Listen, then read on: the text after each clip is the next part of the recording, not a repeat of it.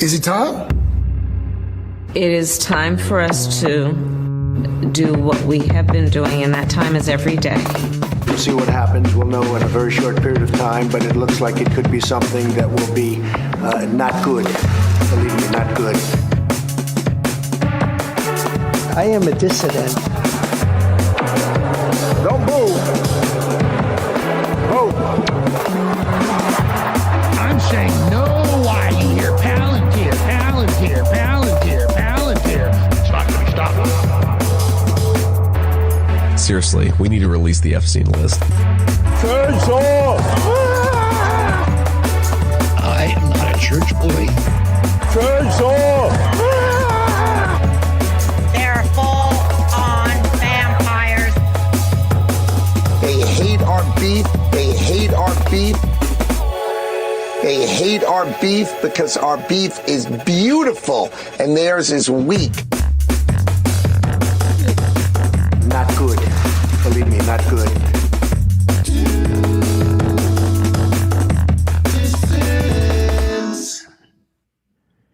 Hello, dissidents. Welcome, one and all, to a Thursday midday edition of the Do Dissidents podcast. Keaton Weiss here with Russell Dibular, of course. Hello.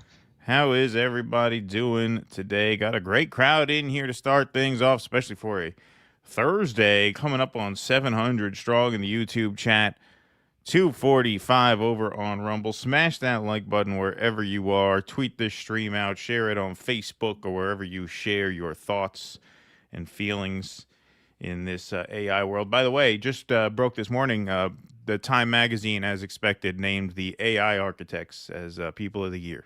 They're persons of the year. Who is? The architects of AI. I see. We knew it was going to have something to do with AI, but so it's just general architects. Just the people, the Sam Altman, the reptile people, Sam Altman, Larry Ellison, Elon Musk, reptiles of the year. They should win lizards of the year. That's what they should have called it. In a twist, we're not giving it to a vertebrate this year. No, they're still vertebrates. Silurians of the year. Yeah, what do you call a cold blood? Vertebrate and invertebrate means backbone. So I think reptiles have backbones, right? I mean, a snake doesn't, but a lizard does, right? An iguana has a backbone. Sure. What do they call a cold-blooded animal? Is there a word for that? Lizards. Lizard, yeah, lizards of the year. Yeah, I guess so. Congratulations to the lizard people of the year. We have a lot to get to today. We have quite a lot to get to today. And the subject matter is, some of it's pretty heavy today. Obviously, the gloves came off between Erika Kirk and Candace Owens. And then the Tucker Gaza report that he dropped late last night was really excellent and pretty moving. So we're going to get to all that in due time. But, when there's heavy stuff on the menu, we got to start out light, right? We got to start light and easy. We got to start out light and funny. And so we're going to start things out light and funny here, folks. Donald Trump went to Pennsylvania for a big rally in a casino ballroom where they had to, I guess, wall off half the room because only a few hundred people showed up. Really? Yeah. Wow. Here it is.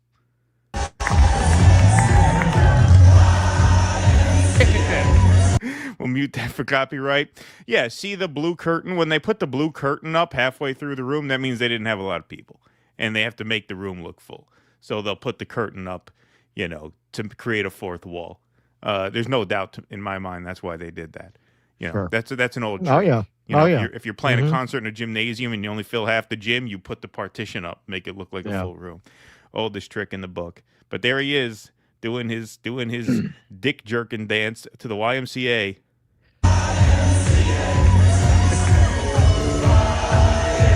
I mean, I'm sorry. All of my I call this one Jeffrey. I call this one Bill. Yeah, exactly. Yeah. All of my diagnoses have been correct in that respect. I mean, this is just the gayest shit ever. They should just sing Rent at his rallies now. They should just they should just go all the way. Just come out 525,600 minutes. That should be his entry music. They should all be singing it. That's what they should do at this point. But this was quite the rally. So he's there on his affordability tour, right? Because obviously the word of the day, the word of the week, the word of the month is affordability. And there's clearly some tension between Trump and the chief of staff, as we'll get to later, whose idea it was to send him out on this tour. And this is the plan, to have him campaign throughout the year, to put him on the ballot. The theory of the case is low propensity voters tend to turn out for Trump. And so we have to give the people what they want, which is Donald Trump. So he kind of stays on message for a little bit of this rally. And by kind of, I mean, well, you'll see. Here he is starting out the rally. I don't know if we can do that.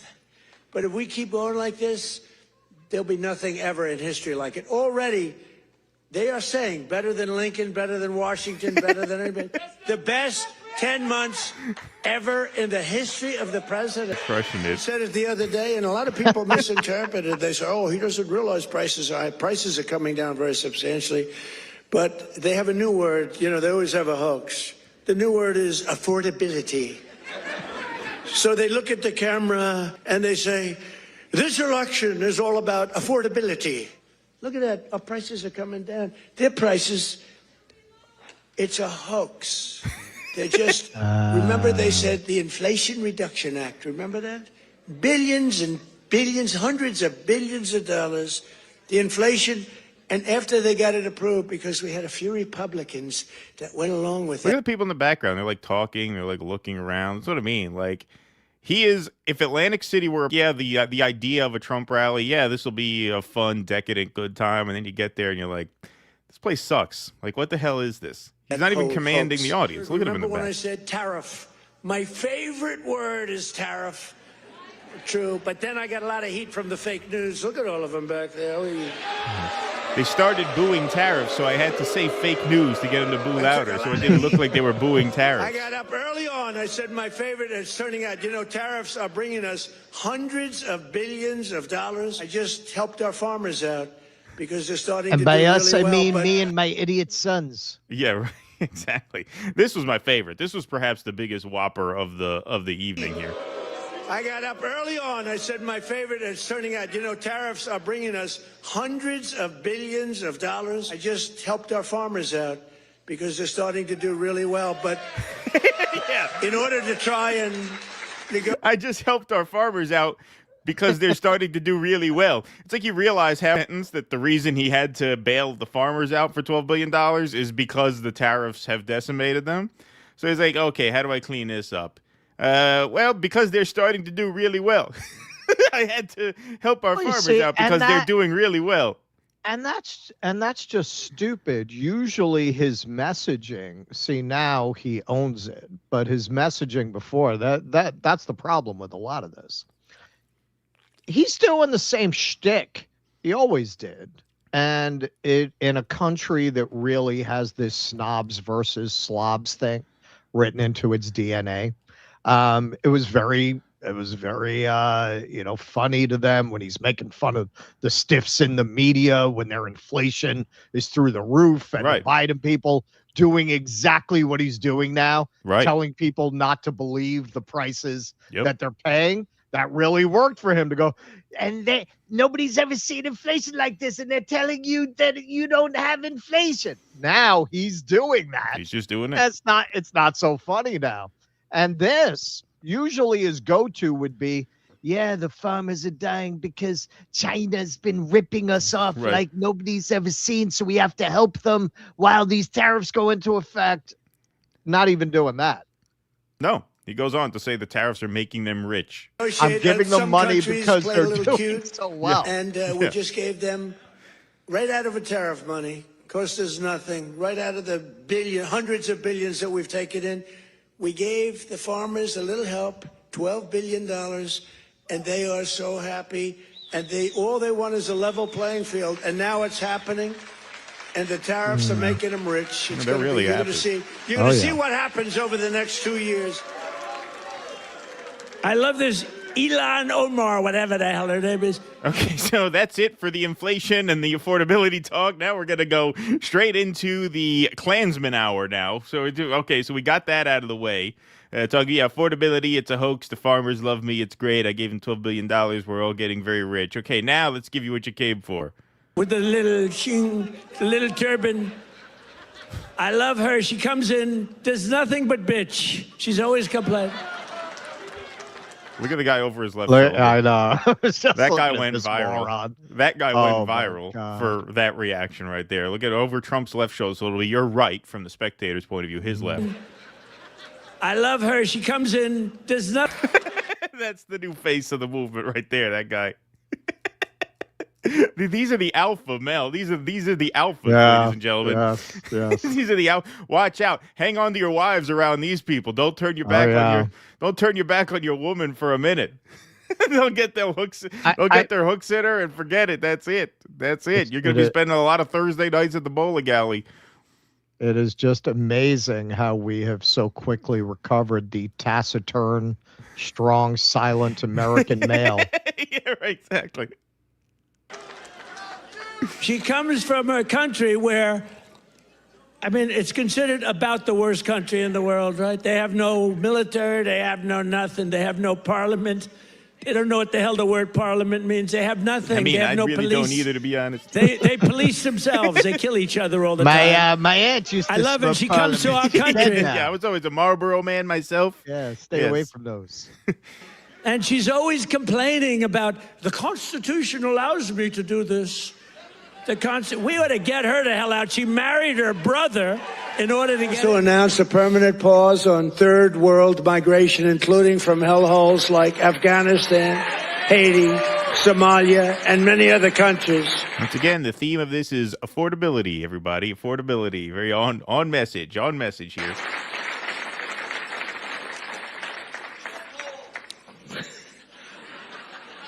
I didn't say shit, all you did.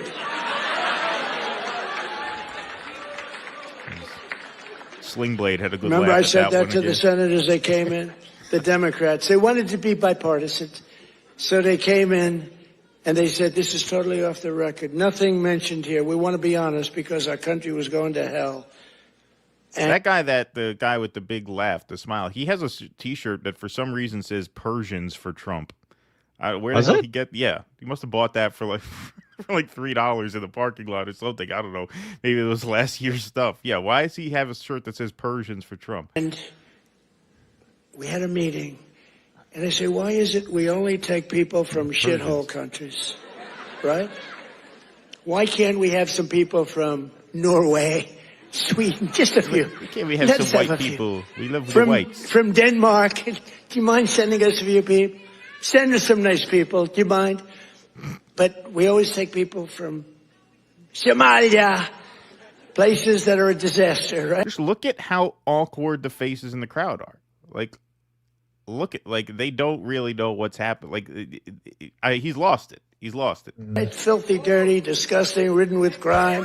The only thing they're good at is going after ships. Oh, that's a hell of a statement to make. The day before you literally go after a ship in the off of Venezuela. Wow, it's the Somalis and their what do they call it? Piracy. You ever go to the Norwegian restaurant? They eat reindeer. Santa's not gonna like that, but it's very tasty. Well, speaking of reindeer, okay, so we went through affordability, then we hit the immigration and the, Somalia and all that stuff. What have we not checked off the list? Hey, remember, it's almost Christmas time, folks. Remember when I started in 2015, I made my first speech, and I said, we're going to bring back Christmas. Remember, the radical left wanted to get word of they wanted the word Christmas. I said, I don't think that's going to work out. And we did it, and now everybody's saying Merry Christmas again. Again, just very, very gay. Very gay. Yeah. So, they didn't want us to say Christmas. When were you not allowed to say Christmas? When did anybody not want you to say Christmas? Christmas was under attack. I mean, the right wing has been milking that shit for 30 like years 15 now. years. It's But good longer. 15 years. I think longer. I think since Bush, they've been talking about that. Yeah, I wrote a sketch about that for my holiday show in I think 2011. I remember when I was working at Barnes & Noble in the music department. I started there in 2007. I worked there from 2007 to 2010.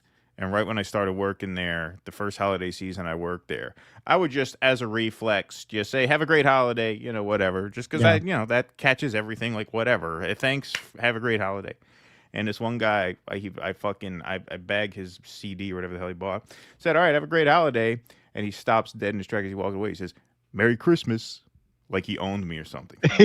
Like, listen, take your fucking gay ass Josh Groban CD and go jerk off in the car, okay? Get the fuck out of my face. Have a happy holidays and go fuck yourself. As a matter of fact, don't have a great holiday. How about that? Have a miserable holiday. I don't care what kind of holiday you have. Like, it's such, like, you talk about a grievance. I mean, nothing is more egregious than that's that. it. Well, that's why this is going on for so long. Yeah, exactly. Like, hey, nobody really cared even then. Nobody. I never saw anyone say, I'm really offended when people say Merry Christmas. Right. Some people choose to say Happy Holidays because you don't know if they're Christian. Right, like, just say, have a great holiday. what's unreasonable about that? What happened? Maybe they're not Christian. Exactly. Like, why say Merry Christmas to everybody? Yeah, exactly. For what reason? Like, why? It's just as easy to say, hey, have a great holiday. Enjoy the time off. That's really what I'm saying. Like, hey, covers everybody. Yeah, it covers everybody. Now, you don't want to say that? That's fine. Right. Like, I don't think you should be stopped from saying Merry Christmas. Right. Yeah, exactly. No, it's just amazing. So, all right, so we got Christmas, and then what's the one? Okay, one more.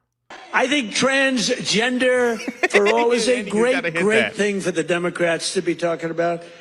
Transgender for every member in your family. If they're not feeling well that night, let's just change their sex. Well, unfortunately for you, they're not talking about that, which is why they're winning everywhere, which is why they're outpacing 2024 by about 15 to 20 points on average. I'm sorry, that was funny. If they're not feeling well, let's change their sex. You got a headache? How about we change your sex?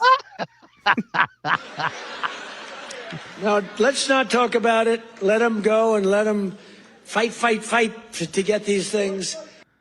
Well, the problem is they're not fighting to get those things. The problem is they're a little more on message than you these days. Much more on message than you, as evidenced by this. And what did I tell you? By the way, we did a whole segment about how DSA was talking about how they're gonna, bus in transgender youth for treatment. And I said, yeah, Mom Donnie ain't gonna say shit about that as soon as he actually went. Have you heard him say anything about those things? He didn't even really say it on the campaign trail that much. No, he didn't say it. He did like an appearance with a drag queen in a commercial, sure. which in New York, fair enough.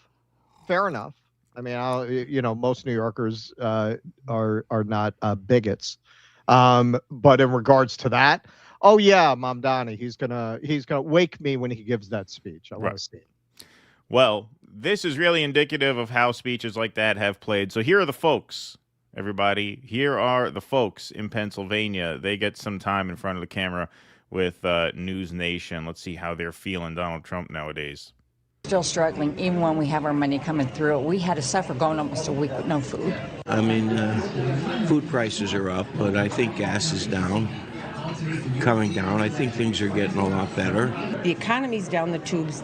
Healthcare is awful. Prescriptions are terrible. Groceries are off the charts. Yep. And I think the only way we're going to do better is if he gets out and somebody else gets in. Ouch.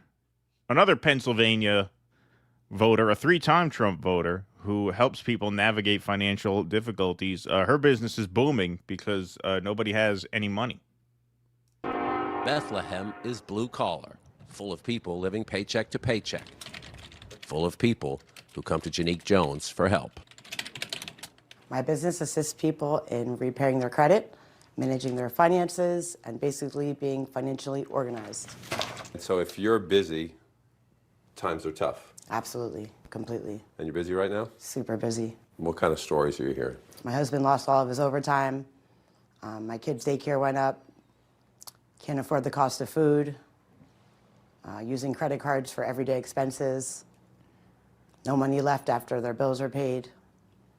Pretty much just a whole bunch of financial mess. We changed presidents at the beginning of the year. We did. And the guy who moved into the White House said that he was going to fix it. Several times he said it would be easy. Absolutely. Has he fixed it? Absolutely not. I'm definitely waiting for him to fix it. Jones is a 3-time Trump voter, but she says He has simply failed to keep his promise to lower the cost of living. I'm very let down by that. Very, very let down because I feel like it's only gotten worse.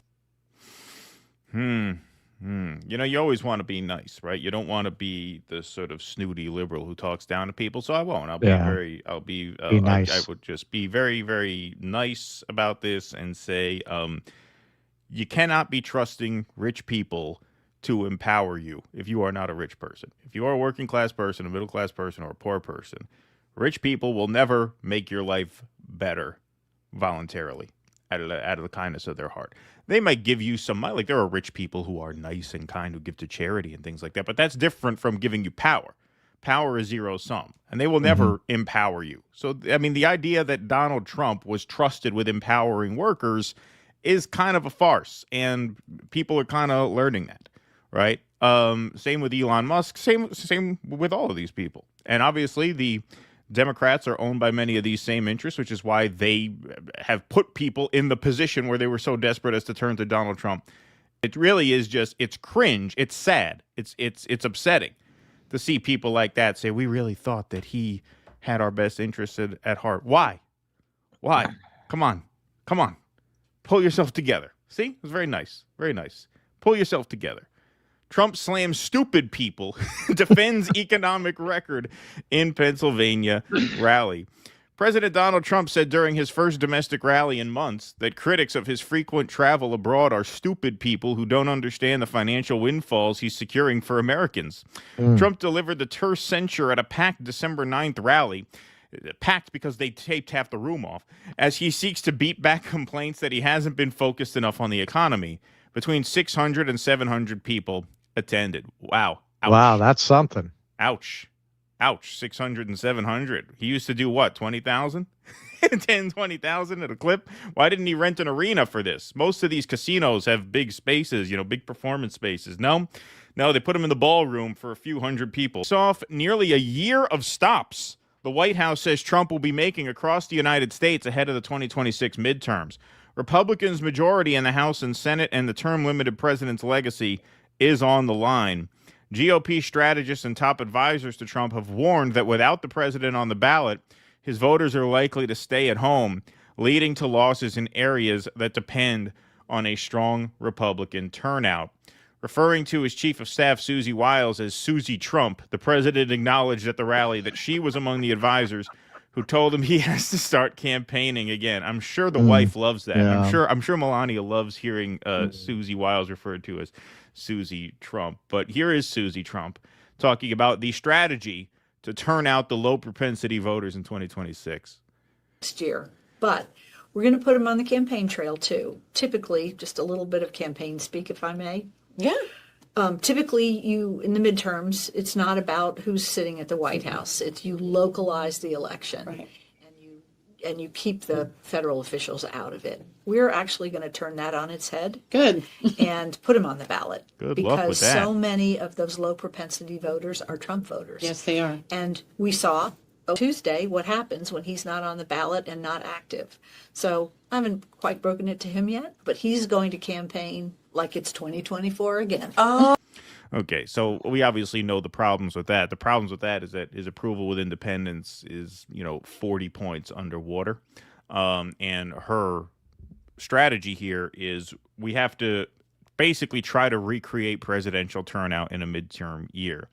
The problem with that is obviously, Donald Trump's approval now are in the, mid 30s to low 40s at best. Depending on what you read.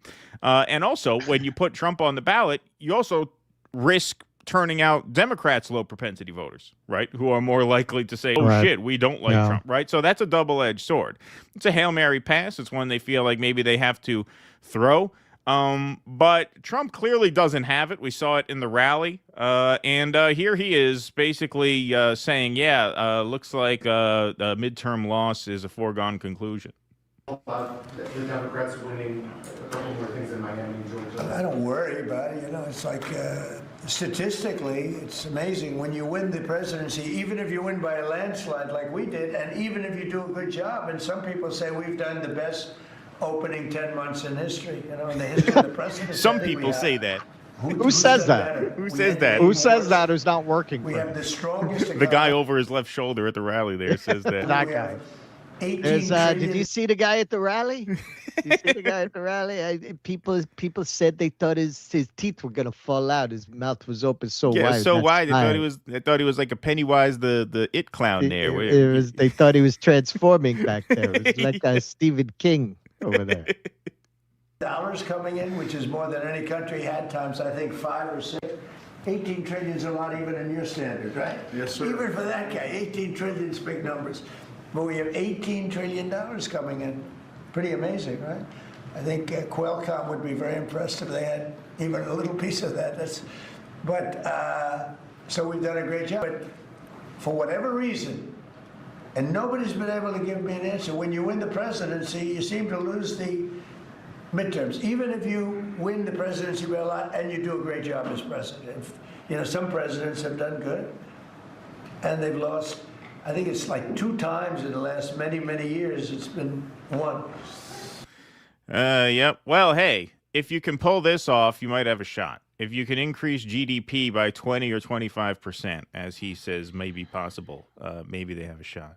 Back to the old days, when we announce great results, it doesn't mean we're going to raise interest rates and try and kill it. It means that instead of 4% GDP or 3%, which I said so wonderful, 3%, it should be able to be 20 or 25%. I don't know why it can't be. You shouldn't kill it. And you don't know why GDP growth can't be 20, 25%? It's funny. You went to Wharton. They didn't teach you that at Wharton? They didn't teach you how that's essentially impossible? Interesting.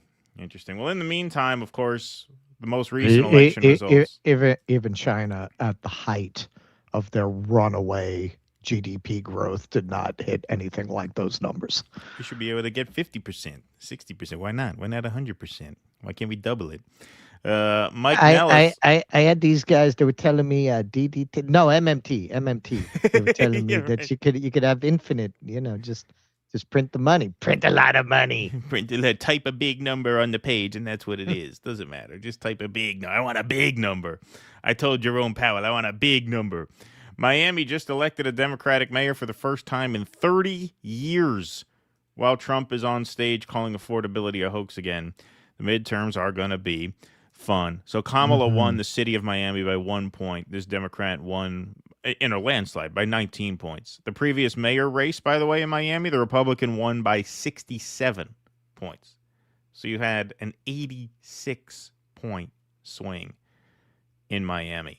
I wonder what that could have to do with. Maybe it's the Cubans who tend to vote Republican. Maybe they're afraid of getting thrown back into Cuba. I think that could be a big risk. They hate Cuba so much, so they came to America for refuge, and now they're probably worried that they're going to be black-bagged and sent to Cuba or someplace worse, one of these third-party countries. That could have a lot to do with it. I'm sure affordability has a lot to do with it as well, and there are the results in Miami. First Democrat elected in Miami in 30 years as mayor. And that wasn't it. Democrats put some more wins on the board in Georgia's House races as well. So, look, this is clearly just going one way, the wrong way for them.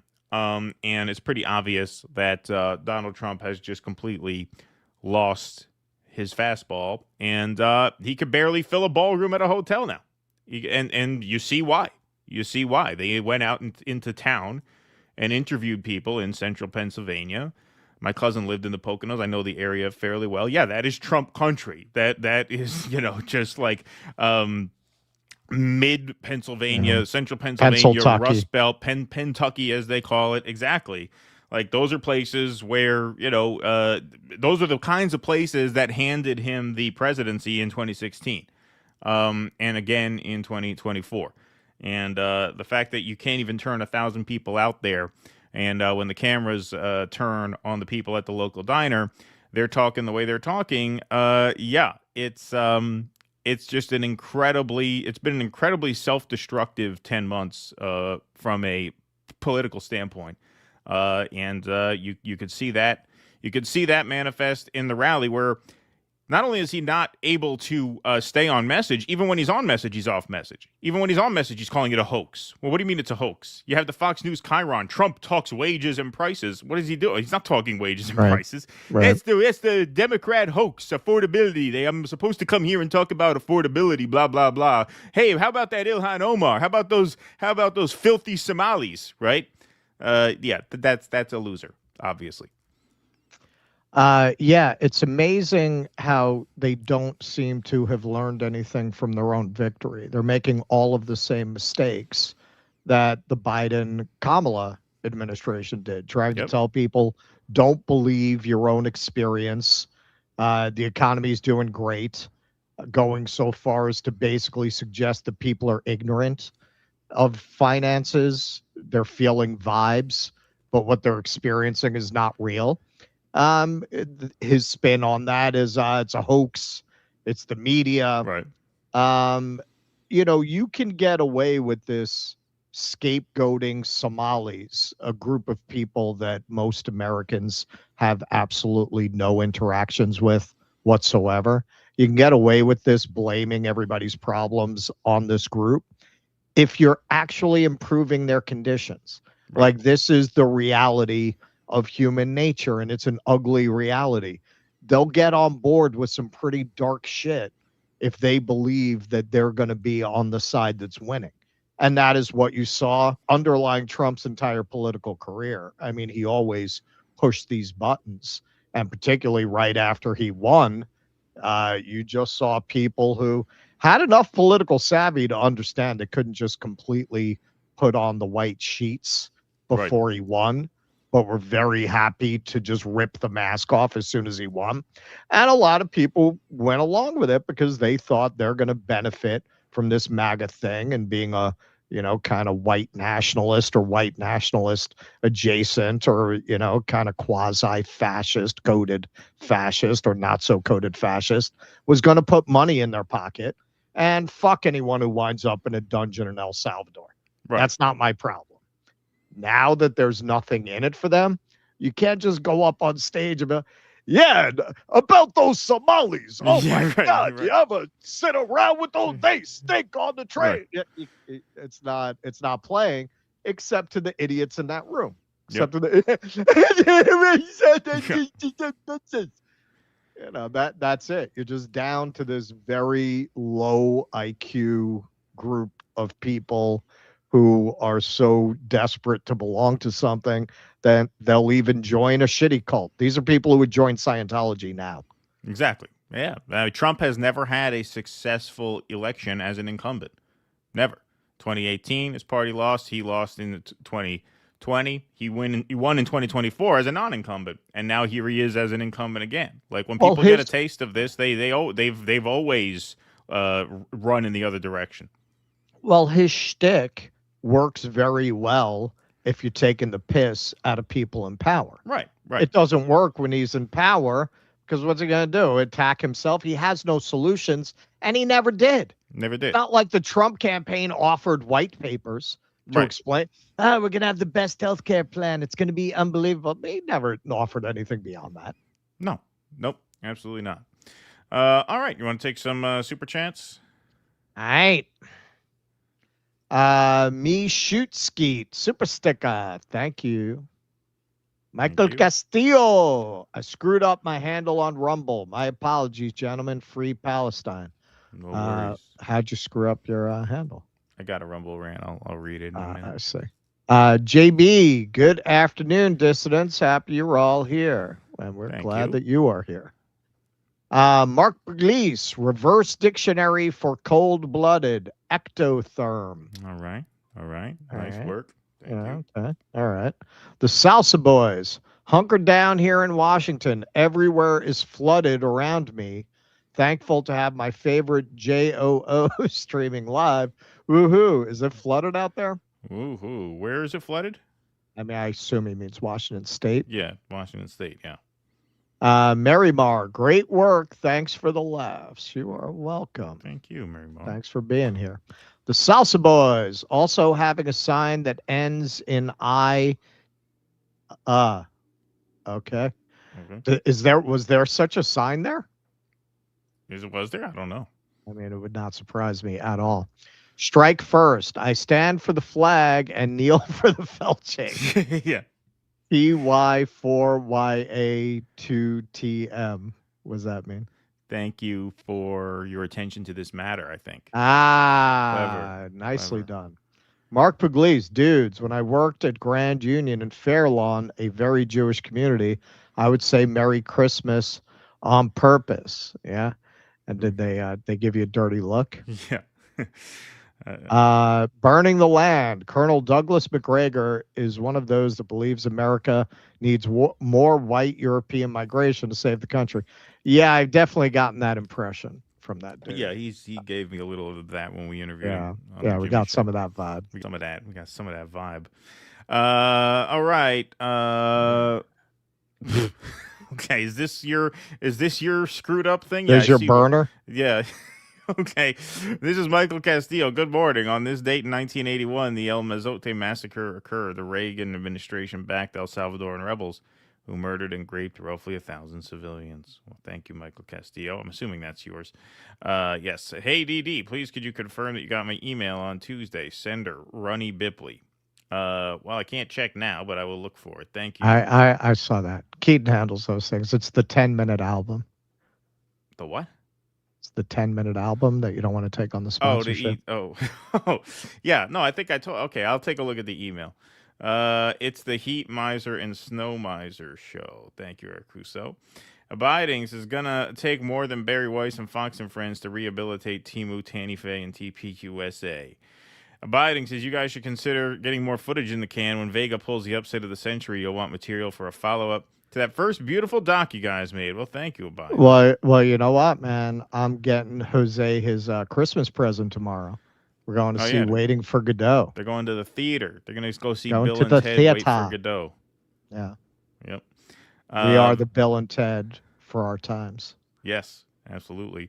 Valhalla showed that Candace is on the run. Special ops source Jason Bourne is faking gay. Thank you, Eric Rousseau. Appreciate that. George, thanks for the $50. George, let's have a cowbell for George. Thank you, man. Russ, thanks so much for sharing 3D printer vagina version with us. Well crafted, cheery. Do you like that? Deeply disturbing song. Perfect. My Christian and Bali buds at the Gardens didn't get it. Oh, okay. Did you watch the intermission there? No, I didn't watch the intermission. That was in the intermission. Ah, okay. All right. Thank you, George. Appreciated that. Eric Rousseau, yes. Cold-blooded animals, ectotherm. Thank you, Eric Rousseau. Appreciate that. All right. Let's go on to some more serious news now. War. What is it good for? Well, here, hold on. Absolutely nothing. Before we do that, we are at 2006. All right, little light in the like column, though. Let's smash that like button, everybody. We're at 531. Let's get over 666 by the end of this segment. Like it up. Well, let's get it done. All right. Okie doke. So this is Attorney General Blanche Dubois Bondi, as she's known around here. Today, the Federal Bureau of Investigation, Homeland Security Investigations, and the United States Coast Guard, with support from the Department of War, executed a seizure warrant for a crude oil tanker used to transport sanctioned oil from Venezuela and Iran. For multiple years, the oil tanker has been sanctioned by the United States due to its involvement in an illicit oil shipping network supporting foreign terrorist organizations. This seizure, completed off the coast of Venezuela, was conducted safely and securely, and our investigation alongside the Department of Homeland Security to prevent the transport of sanctioned oil continues. And with that, she released some video there of it, of the raid. These look like pirates. These look like something that the Somalis do, right?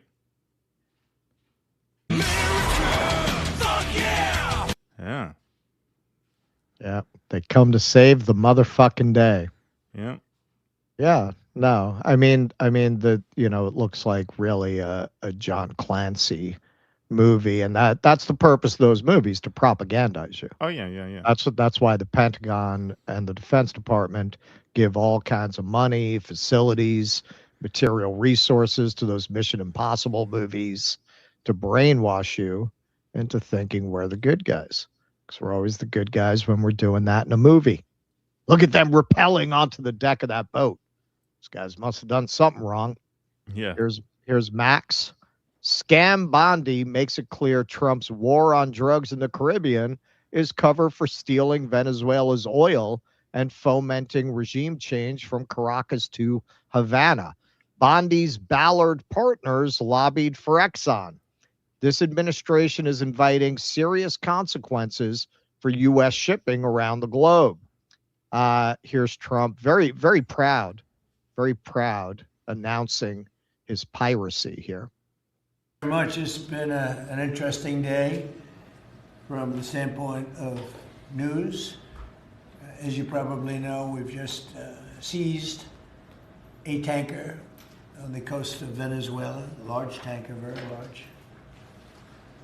Largest one ever seized, actually. Other things are Say that at the happening, next so rally. That'll you'll be bring down the seeing that house. later, and you'll be talking about that. I'll be later very with some other excited. people. Yeah. Okay, so this is from Adam. Trump proudly announces an act of terrorism and piracy. The U.S. stole an oil tanker from Venezuela bound for Cuba. The aim is to starve Cuba of energy and worsen its blackout crisis. This is pure evil. The peace president has made the U.S. a terrorist state. I think you're giving him a little too much credit. I think he's just taking the mask off there, but your point is well taken. Eric Doherty shared this out. Trump being asked what they're going to do with the oil. An interesting day. Oh, whoop. Sorry about that. What happens to the oil on this ship? Well, we keep it, I guess. Where does it go? What port does it go to? Well, you have to follow the tanker. You know, you're a good newsman. Just follow the tanker. Do you know where Follow it's going? follow it. Get a helicopter and follow the tanker. Is it true it's going to But Cuba? we're gonna. I assume we're gonna keep the oil. Mr. President, on Fed Chair, Kevin House. That's what they call stealing. With they didn't teach you that at J school. There they call it stealing. You can write it down as stealing. It's the thing where you take something from someone and you keep it. And you keep it and you don't give it back. And you don't give it back. And if they make a stink about it, you kill them. You kill them. That's Yeah. that's called. We used to have in New York. We called it the mafia. Yeah, it's called the Mafia That's did right. that. La Cosa Nostra. But Doherty's very excited. He is the best. He's the best. Jeff Epstein, appropriately enough, as you will see, parody account here. Trump just threatened the president of Colombia. Here's some of that. Producing a lot of drugs. They have cocaine factories that they make cocaine, as you know, and they sell it right into the United States. So he better wise up, or he'll be next.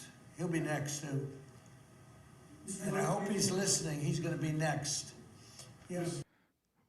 Nice. So this was not in response to this. This was about a week ago.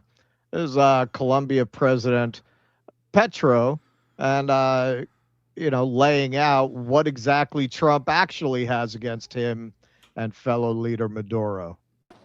Un clan de pedófilos quiere A acabar la clan of democracia. pedophiles wants to destroy democracy in Colombia. Duro, Harsh, yes, but that's the pero ahí está la reality. realidad. Y And para to que keep no the salga list la from lista, coming out, entonces nos envían acorazados they a send matar warships to pescadores kill de esta fishermen ciudad. from this city and threaten the amenazar neighbor, al talking vecino, about dictator que and si so on. dictador o no, ¿cómo que el pueblo de As Colombia if va the a people of aplaudir que Colombia would invadan a su applaud an hermano invasion que of no their es el brother, presidente, which is sino not el the pueblo de president, but the Venezuela? people of Venezuela? ¿Cuándo? When would we ever be so Seríamos así de treacherous and sold traidores y de out, vendidos de que nuestra propia betraying our sangre la own blood, traicionamos, o el pueblo del Ecuador, or the o el people pueblo of de Ecuador, Panamá, or the o el people of pueblo de Panama, Venezuela or the no es people of nuestro propio Venezuela? pueblo? They are our own Y entonces people. quieren All right, so that might be part of what he has against him, but not the only thing, as we will see. So this was from The Daily Show, little compilation of how much Deja vu all over again. This is for people who lived through the run up to the Iraq War and its excuses and justifications. Not playing around anymore. It. Hit me with the works. Iraq, Venezuela, go! We're giving them full opportunity to do it the easy way. And when it doesn't work, we'll do it the hard way. If we can do things the easy way, that's fine. And if we have to do it the hard way, that's fine too. Chemical weapons is a threat to the United States. Fentanyl poses a chemical weapons threat to the United States. Al-Qaeda terrorists inside Iraq. Al-Qaeda of our hemisphere. We can get rid of Saddam. It could really begin to transform the region. There's an opportunity to transform the entire region. Bringing freedom and democracy. Democracy and freedom can serve as a beacon of hope. Shock and awe. In the words of that great sage George Lucas, history doesn't repeat itself, but it often rhymes. So this is yesterday, Maduro held a rally calling for the refounding of Gran Colombia in the context of U.S. aggression. Gran Colombia was a vast republic founded by Simón Bolívar that existed between 1819 and 1830 in the Colombia, Panama, and Ecuador. The idea has also been put on the table by the Colombian president, Gustavo Petro. Desde las calles de Caracas al pueblo de Greetings Colombia. from the streets of Caracas to the people of Colombia. And I say to the people of Colombia, sooner rather than later, we have to rebuild the great Colombia, the people of Venezuela, the people of Colombia. El pueblo de Cúcuta, people of Bucaramanga, Medellín, Cali, Cartagena, Barranquilla, Bogotá. Los pueblos del Táchira, el Zulia, Falcón, Caracas, Oriente, del Llano. Pueblo de Colombia. People of Colombia. Hermanos y hermanas. Brothers and sisters. Hijos del mismo padre children y de la of the misma same father and the same sword. Hijos de la misma Children bandera, of the same amarillo, flag, azul y rojo. yellow, blue, and red. All right, so they're both kind of talking about solidarity. But this is not, there's a lot of talk about oil, which is certainly an element of this. But it's really not the only element, and maybe not even the largest element. I would argue it's not the largest element. The largest element is this. This is the president of Colombia with the president of China last year. Mario Naufal posted about this. Colombia to join China's Belt and Road. Petro snubs D.C. from the Great Wall. Colombian President Gustavo Petro declared his intent to join China's Belt and Road initiative while standing atop the Great Wall. A profound step forward, he called it. An unmistakable pivot from Washington to Beijing. The move signals a Colombian interest of Chinese capital and infrastructure influence. Petro's plan still needs approval from Colombia's Congress. If signed, it would mark a diplomatic realignment with geopolitical consequences far beyond Bogota. China is investing billions of dollars in infrastructure all over Latin America right now, all over Central and South America. Chinese companies building first metro line in Bogota, Colombia. That's from Carl Za. Brazil and China, this is from August, to study South American transcontinental railway project. This is from Arnaud Bertrand. This would be huge. Brazil and China are studying the construction of a 4,500 kilometer long South American transcontinental railway that would run from northern Brazilian state of Bahia, cross the Andes, and reach the Chanque megaport near Lima, built with Belt and Road Initiative funding. If built, it could shorten shipping times from Brazil to Asia by as much as 12 days, compared with current Atlantic routes that pass through the Panama Canal. Extremely telling of both countries' contrasting approach to the region. Mauricio Claver Carón, Trump's special advisor on Latin American affairs, had called a few months ago for tariffs of up to 60% on any company using Peru's Chanquay port for trade with China. One side tries to create value, the other believes that others' gains is their loss. When actually, if you think about it, the U.S. would also gain a lot from a richer and more developed Latin America. For one, it had considerably improved their illegal immigration issues and create wealth and infrastructure for American goods and services too. It's almost like you don't need to run out and brutalize empanada sellers. You want to stop immigration, help to make these areas prosperous. That's an idea. We don't want that. Oh, we're tired of blaming America for everything. Yes, exactly. It's like if you have a house in a village somewhere and a guy you dislike seeks to spend an enormous amount of money developing the area, and instead of recognizing that a thriving village benefits everyone, including you, you'd rather keep the whole place poor just to spite him. Pure destructive nihilism. Well said. Well said. Bertrand usually drops some bangers. There's S.L. Canthan. Opium wars to giant benevolent partner. Xi Jinping's successful visit this last year, about a year ago right now, visit to APEC summit in Peru and what it means to Latin America and the USA's colonialist Monroe Doctrine. After the Opium Wars, Spain also exploited China. By 1880, there were 100,000 Chinese workers in Peru alone building railway lines, working on sugar plantations, etc. Today, China's economy is 4 times larger than that of entire South America. China is also the largest trade partner in the region and has invested $100 billion in various infrastructure and manufacturing projects in Latin America. Hello, BRI, Belt and Road Initiative. China-Latin America bilateral trade is $500 billion plus a year and is expected to double by 2035. Now, everyone in Latin America, even anti-communist Malay, looks to China to build a better future. And yes, they do business with China. Want to build a world-class automated seaport with 5G, AI, autonomous vehicles, and robots? Call China. Want to have EV factories? Call China. Oh, guess what China exports to Latin America? Not T-shirts and shoes. Here are the top products.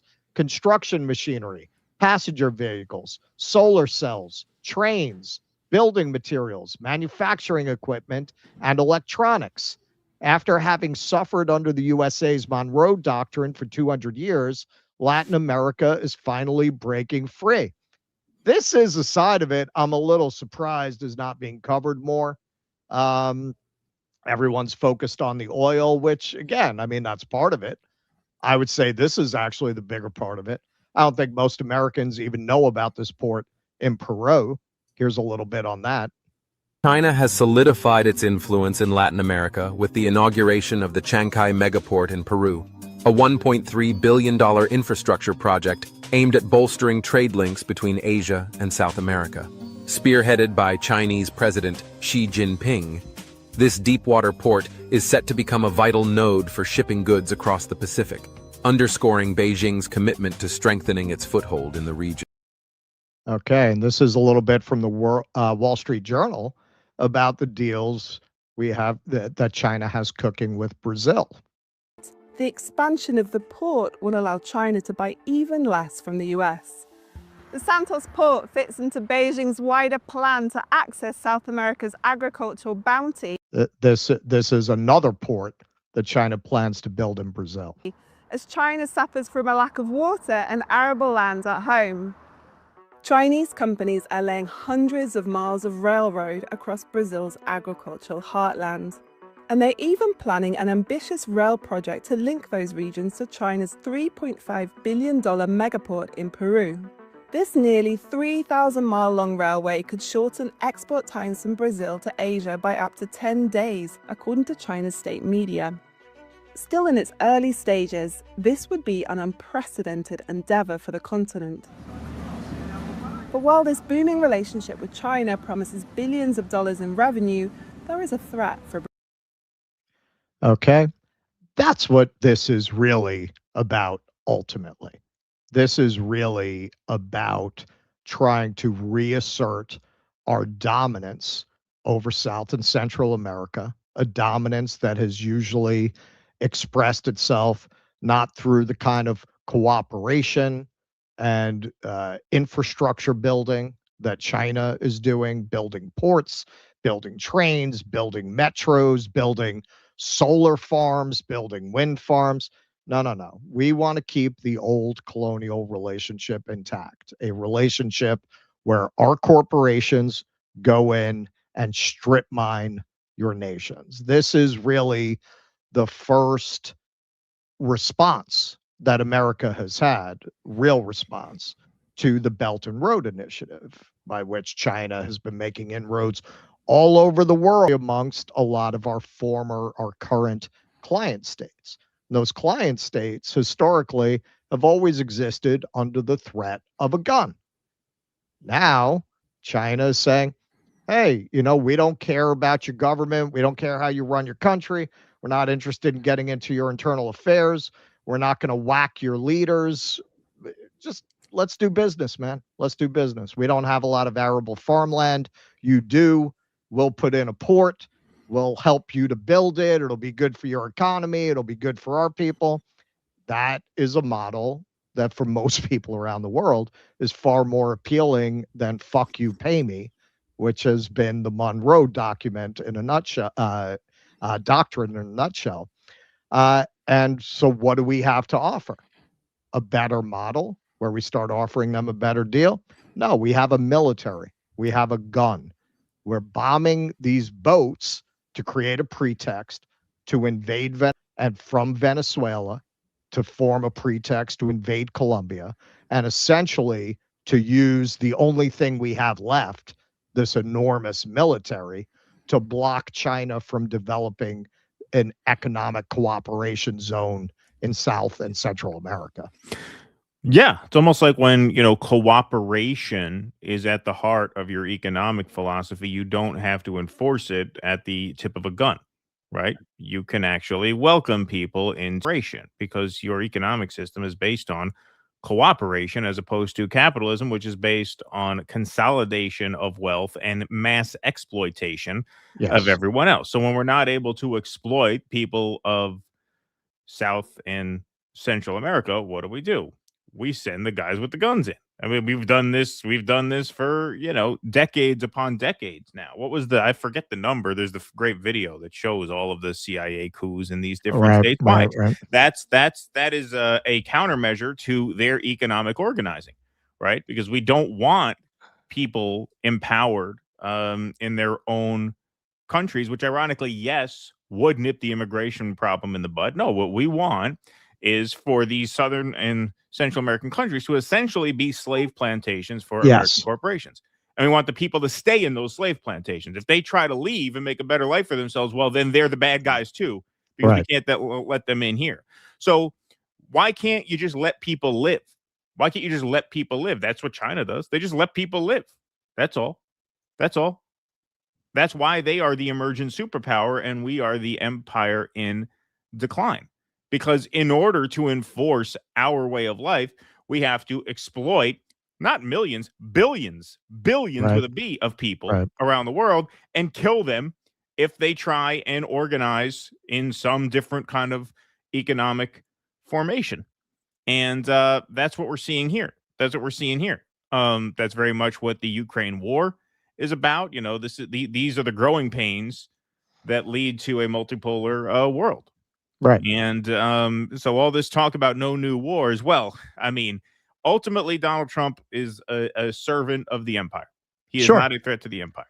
And so are the Democrats. They just asked Chuck Schumer directly. Oh, yeah, he won't say no. If he supports invading Venezuela. He wouldn't say, this is terrible. This is terrible. No. They all serve the same people. And they all have the same imperatives. This system, as you pointed out, it's not built on cooperation. It's built on exploitation. And if you run out of people to exploit, or the people that you've been exploiting to maintain your wealth slip the noose and find a new partner, you're fucked. So what option do you have? Well, you can't offer a better deal because your whole system is based on a bad deal for everybody else. Well, so you got to send the troopers in. Right. Right, exactly. So if the people in Venezuela are not allowed to get a fair price for their resources, which are, the world's largest oil reserves, their people have to work cheap for American corporations. But they're also not allowed to emigrate when that country Right. becomes a hellhole because all those people are being exploited.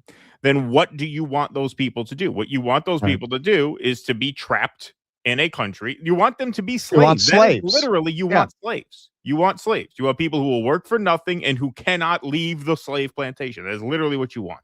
It is literally slavery. I decided, not to use any text for this because I wanted to get in a lot of information that tends to slow it down. But I did read a bunch of different articles covering this. And the corporate media's coverage is pretty universally emphasizes that the tanker was under sanction because the oil from Iran is under sanction, as if they actually did something wrong. No, what's wrong is the sanction. Why are these countries sanctioned? Why Yeah, are why they are they sanctioned? sanctioned What did they do? What did they do to What did us? they do? What did What, Venezuelans do to they're us? going to come storm the 7-Eleven parking lots up here? Like, what do they? Yeah. What threat do they pose to us or to anybody else?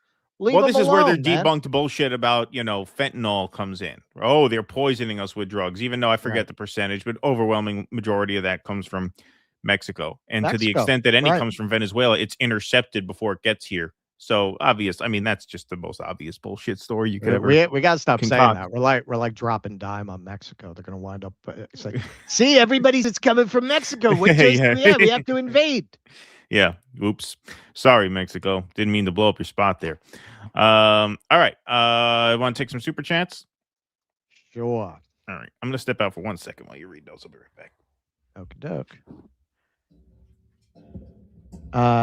Mill Raven. That's a cool name. The Christian right never has a problem with Yule or Yuletide. I guess pagan holiday greetings are okay if they come from Northern European culture. Don't even get me started, man. All right. I mean, it's a little crazy. Honestly, at this point, it's a little crazy. I've mentioned this a couple times. So there is literally a whole genre of like weird facts about the Vatican for sleep. I'm not kidding.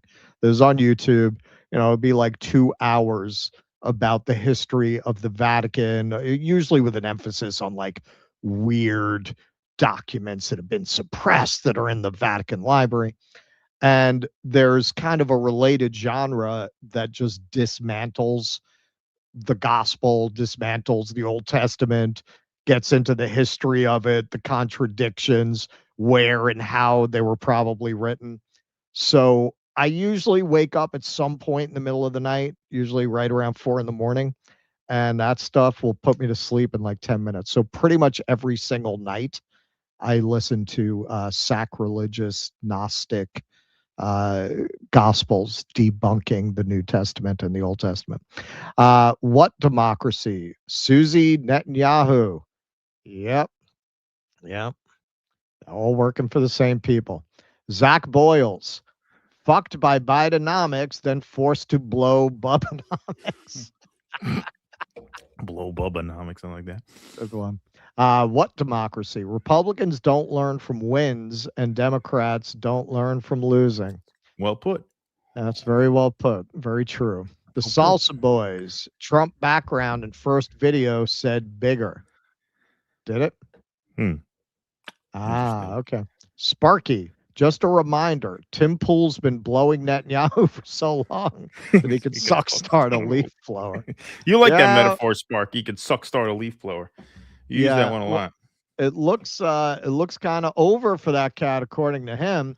And I think that if it is true, it's a sign of the times, man. I don't keep track of it, man. A lot of people have been like shouting at us when we covered him the other day that Rogan's ratings and the podcast charts are dropping. I mean, that makes sense to me because now it's not paying off. We always said that the people who most strongly connected themselves to Trump's campaign are going to suffer later because when people see what they actually got sold, they're going to blame some of these people who helped to persuade them that this was going to be good for them. Yeah, no, it's going to be a bit of a fire sale, I think. I think a lot of these people, I mean, the ones that'll go first will be the Eric Dohertys and the Zippolas and these guys. But yeah, a lot of the bigger ones, man, they're not going to be able to show their face in the future. That has long been my opinion. Got to learn Charlie bartending. Man, end up bartending. World needs plenty of bartenders. Always need bartenders. Well, I don't know, man. I mean, they got those robots now in Japan and China. They might not need bartenders. Jolly Man Big World Boy. needs gay bartenders. They need gay bartenders. They need gay bartenders. They can program the robots that way, though. Open a mega influencer gay bar. Program these in robots Nashville. to play the village people. Yeah. Wear the big feathered headdress. Yeah.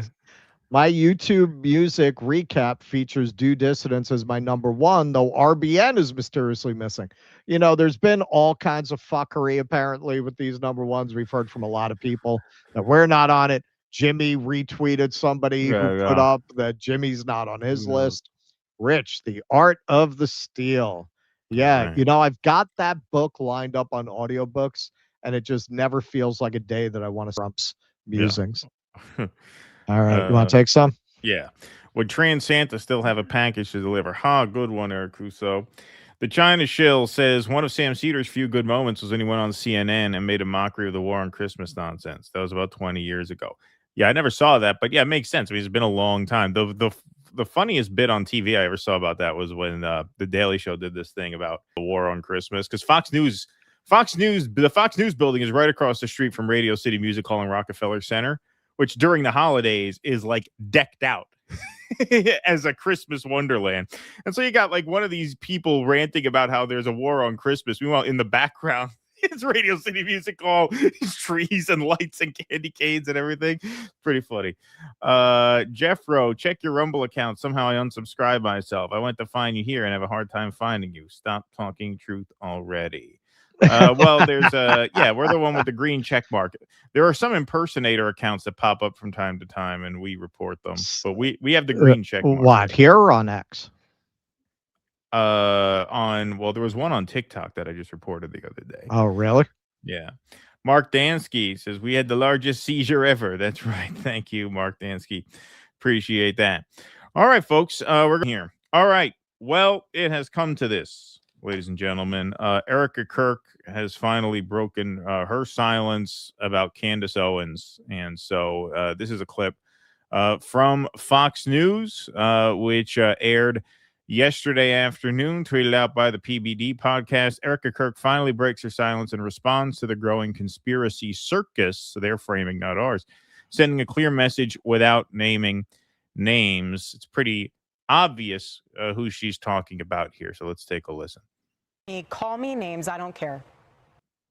Come after me, call me names, I don't care. Call me what you want, go down that rabbit hole, whatever.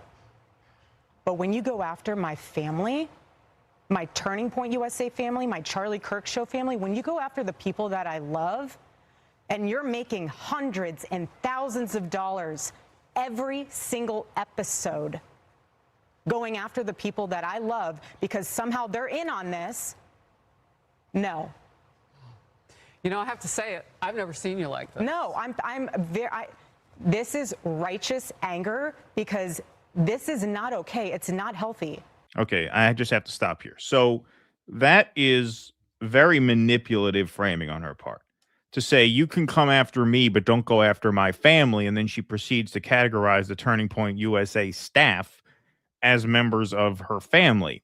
And what makes this such dishonest framing is that for the last 3 months, people were scrutinizing the TPUSA staff and not Erika Kirk precisely because Erika Kirk is family and they're not. And now she's turning that around on them in quite cynical fashion to say, no, criticize me all you want, but not them because they're family. The reason why so many people never scrutinized you in the way that maybe they wanted to is because they felt uncomfortable doing that because you are actually family. And now you are twisting it around to say, well, no, you can come after me, but not them because they're family. You're literally family. You're literally family. This is why people weren't scrutinizing you in this way. I felt uneasy about doing it. I would not have done this. Candace Owens felt uneasy about doing this. This is the other crazy thing. You are now injecting yourself into the conversation. Everybody was kind of laying off of you, but now you're injecting yourself into this by saying, don't come after them, come after me, because they're family. And what? You're not? Very strange. This is a mind virus. Yes, I believe in our judicial system. I do. The judicial We have a hell of a team working on this. Excuse my French. That was a Freudian slip if I ever heard one. Yeah. So you want to put these people back in the box where they've been creeping from? I don't care what box you're in. But just know that your words are very powerful, and we are human. My team are not machines, and they're not robots. They are human. We have more death threats on our team and our side than I have ever seen. I have kidnapping threats. You name it, we have it. And my poor team is exhausted. And every time they bring this back up, what are we supposed to do? Relive that trauma all over again? They watched my husband get murdered. I have no idea how I would have reacted if I was there that day. And thank the good Lord that I did not have to see that happen. But my team, they are rocked to the core. So why every single day do they have to be dragged, hyper-analyzed? You know, sit in a corner and cry and be in fetal position. This is a duty to my husband, and it's an absolute honor, and I will never back down. And so my message to them is to stop. To stop. And that's what we will say here on Outnumbered 2. Okay. So your team did not need to be scrutinized and dragged through the mud. All they had to do, essentially, as of a week ago, was make a time to talk with Candace Owens about this. They said, we're going to have a live stream. We're going to lay out our case. She's going to lay out hers. And that is going to be that. I will just put my cards on the table in terms of like what I know, or in terms of what I think, what I don't think, and what I know. I think that's fair. I don't think, it should be obvious to anybody who watches this show by now. I obviously do not think that Erika Kirk had any kind of hand in the murder. I don't think that TPUSA had any hand in the murder. I don't think that to be true. What I know to be true, what is obviously true, is that Turning Point USA has been mum on a lot of the questions surrounding the mysterious circumstances leading up to Charlie's death and even after Charlie's death, including several of the points that Candace Owens has raised, some of which she has substantiated with receipts, such as Charlie Kirk's text messages, which corroborated her claims that he feared being killed and that he was turning on Israel because of this collapse in a relationship with these very high-profile donors. We know they've been on that. Now, what I think is that the reason TPUSA is mum on that is because they do not want to get between a large swath of their followership and the people who now essentially own the organization by funding it, right? They now have their hooks in the organization. And maybe, this we don't know, this is speculation, maybe they feel like there is something to these quote-unquote conspiracy theories, and maybe some of these very rich people are more dangerous than they seem, and maybe there's some risk in checking under the hood. You know what this reminds me a lot of? It reminds me of a mafia funeral. On The Sopranos, you saw a lot of like funeral scenes where the dynamic at a mob funeral is, okay, a couple guys in the room know how the guy died and who did it. Most of them don't. Most of them have their suspicions. Hey, we think it was that guy's family over there who called that guy over there, but we don't know. We're not really going to get into that right now because it's better to just keep the waters calm for business reasons. And that is what I suspect is going on. I don't know that. But their silence on these questions, and now their insistence that people raise these questions, shut up about it, what that looks like to a lot of people is that you are essentially allowing, if not outright helping, the government gaslight America about this murder. That's what you're doing. You're essentially helping them spin a bullshit story by not speaking up. Worse than that, there are times at which they have put out very suspicious information. Like when Andrew Colbert, the guy there, he says, the surgeon told me it was a miracle that Charlie Kirk's neck bone stopped the 30-06 round. Okay, so what is that? Did that happen? Did a doctor actually tell you that? Because that seems pretty difficult to believe that a doctor would say such a thing. If the doctor did say such a thing, why? Who is that doctor? What was the report? Like, so that's what's going on here.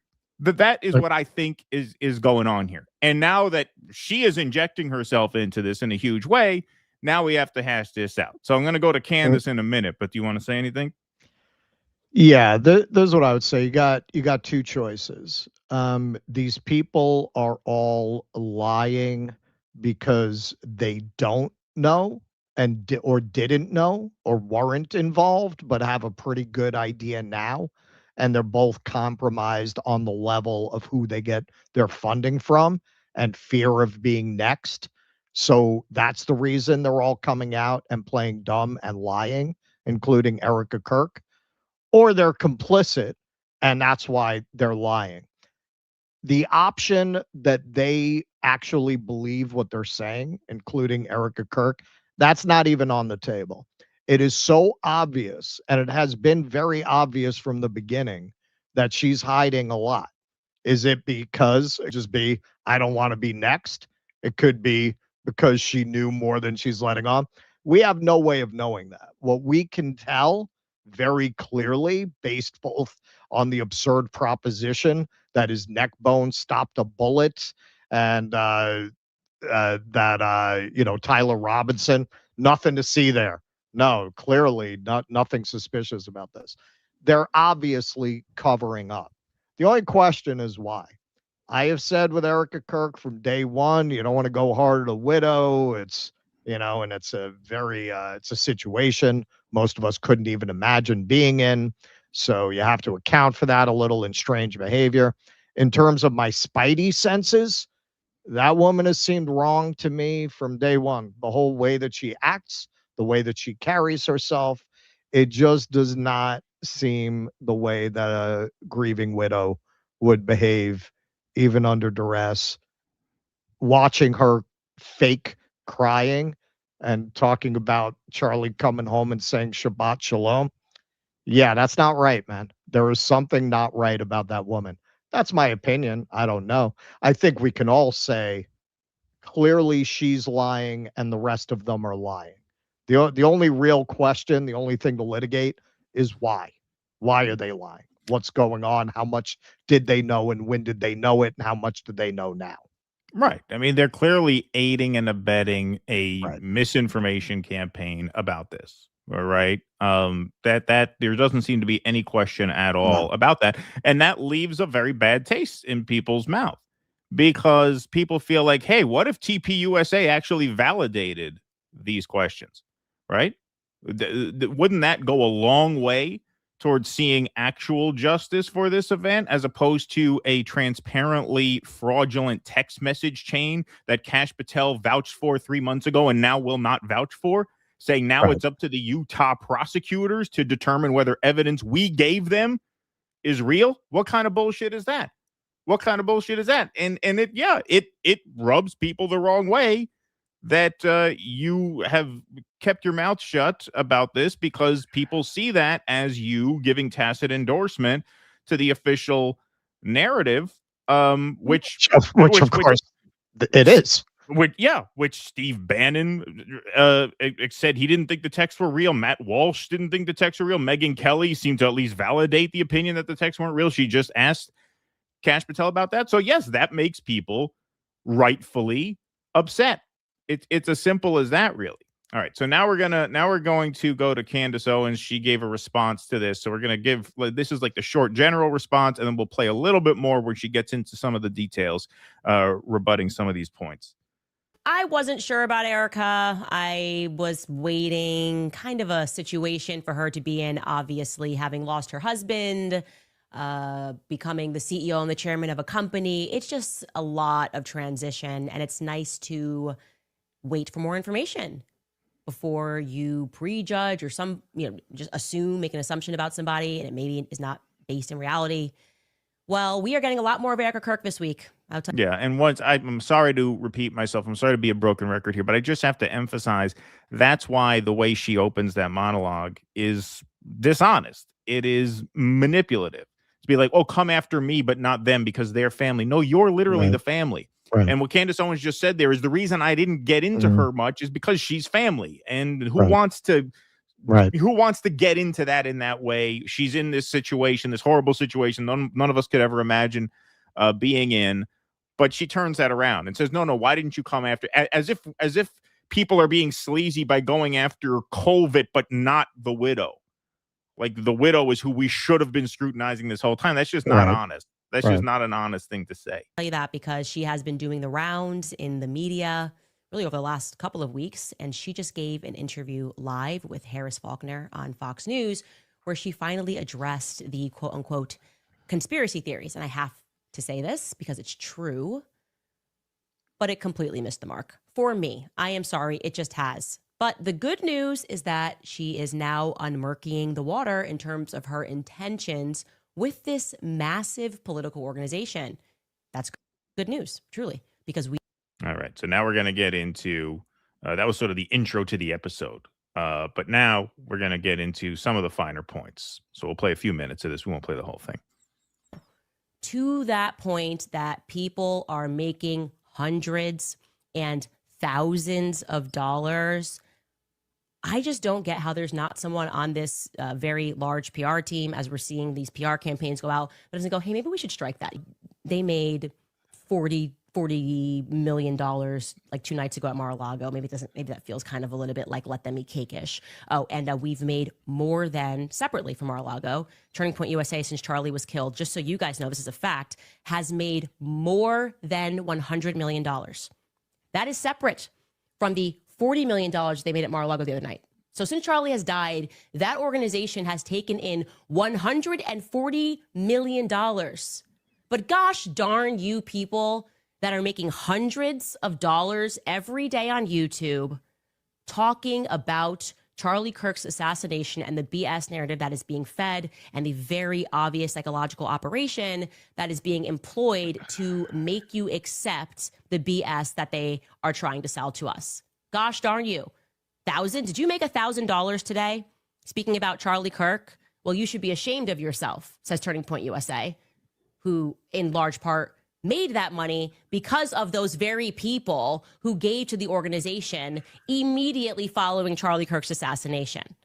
And the thing that is especially absurd about that is trying to almost like, I want to be clear that Turning Point USA is my family. The Charlie Kirk show is my family. You know, like she's just expanding the wings of people that we're not allowed to critique because they're in the family. If you call them fam, you can't critique them, right? Oh, I'm sorry. We actually are showing a clip of Rob McCoy defending a pedophile or trying to launder the reputation of that's fam. That's the CK show fam. Oh, I'm sorry. We are actually pointing to the fact that we know for certain that this person or organization is sexual deviant. That's fam. Don't you get me upset. I know that this is a now $150 million in the last 3-month organization, and we employ tons of people, but you can't critique. You can't critique the fam. And I hate to say this, but I'm going to be very clear here. This is why there are many people who do not believe that women are equipped to lead companies, because what you are watching here is an unbelievably emotional response that is absent of any logic, okay? If you really care about your team, answer the questions, okay? Just demystify the entire event. Come out, sit down, answer the questions so people don't think Turning Point USA looks so suspicious. Don't try to mom the organization and say, well, mother's upset because Yeah, that is another point. And this is what makes this so off-putting to be talking like this now, where Erika Kirk comes out and says people need to stop. If you think people need to stop, then why did Neff go on the air and make an open offer to Candace Owens to come and hash this out? Do you want to answer the question? Do you want to address the claims, or do you want people to shut up? So you come out and you say, hey, we're going to go through Candace Owens's conspiracy theories, and she's welcome to join and give her side of the story at a date and time that we set, and then give her 24 hours to say yes or no, even though it involves flying her whole family and her team out to Phoenix.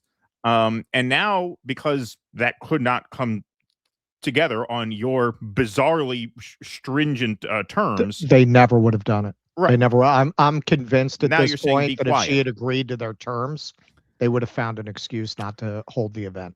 Right.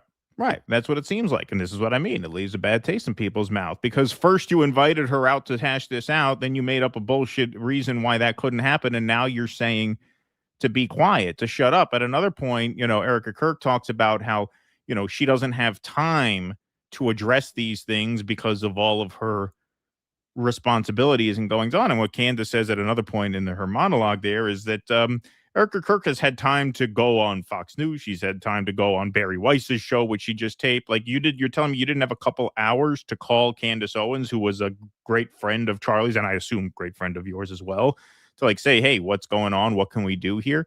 Like the way Turning Point has handled this is in such transparent bad faith that now to have this happen, look, it's a shame. It's a shame that hash it out. Can't just talk it out. Like people want an answer to what actually happened, and the story that we're being told is such obvious bullshit. And the fact that Turning Point has been mum on it has given people the idea that they are in effect, in on it. That's not to say they were in on the crime. I do not believe that is the case. But if what you're doing right now is helping the government brainwash and gaslight the people into believing that Charlie Kirk's miracle neck bone stopped a 30-06 bullet, then you're a part of the problem right now. Like that's just the way people feel. And it's obvious that that's the way people feel. Just look at this poll here. Patrick Bet-David, who is more Zionist aligned, shall we say, than Candace Owen aligned. In other words, his viewers are more likely to sympathize with the MAGA ride or die people than Candace Owens has gone rogue. Look at that. 70% say they're on Candace Owens' side here. And this is causing further division in the sort of MAGA media space, which we're going to get to in the next segment.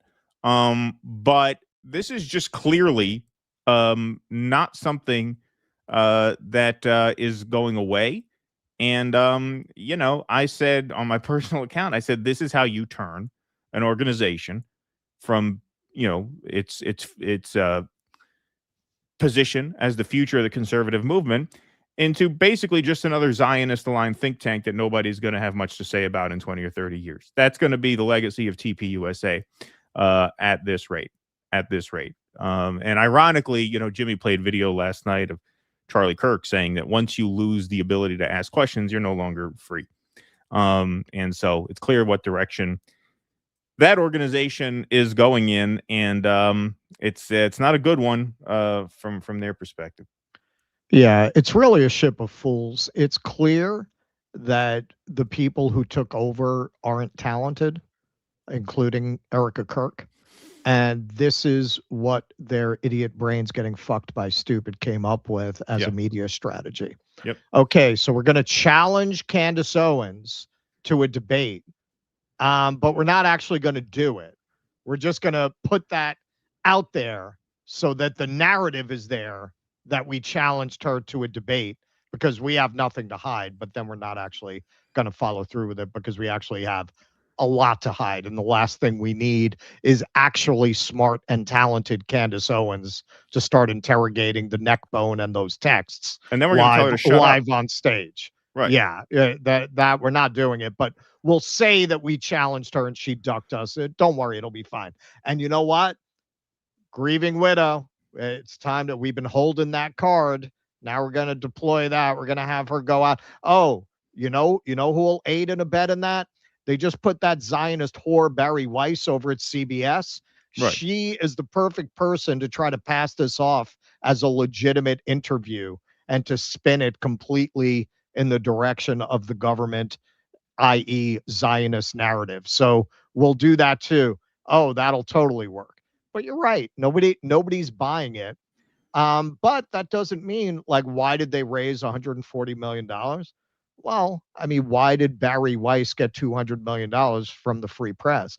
You got to remember, these people like Larry Ellison, these people who really fund Zionism, these people like Miriam Adelson, they don't make their money from these things. These are loss leaders for them.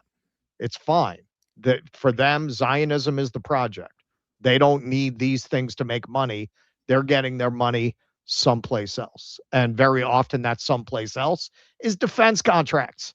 It's contracts with the government. That's part of why it's so important that they own Congress, because that is where the funding is coming from. And that's why they can afford, even as TPUSA's support among normal people collapses, they're making more money than ever. And I would wager for a while they're going to continue to, even as their actual grassroots support collapses.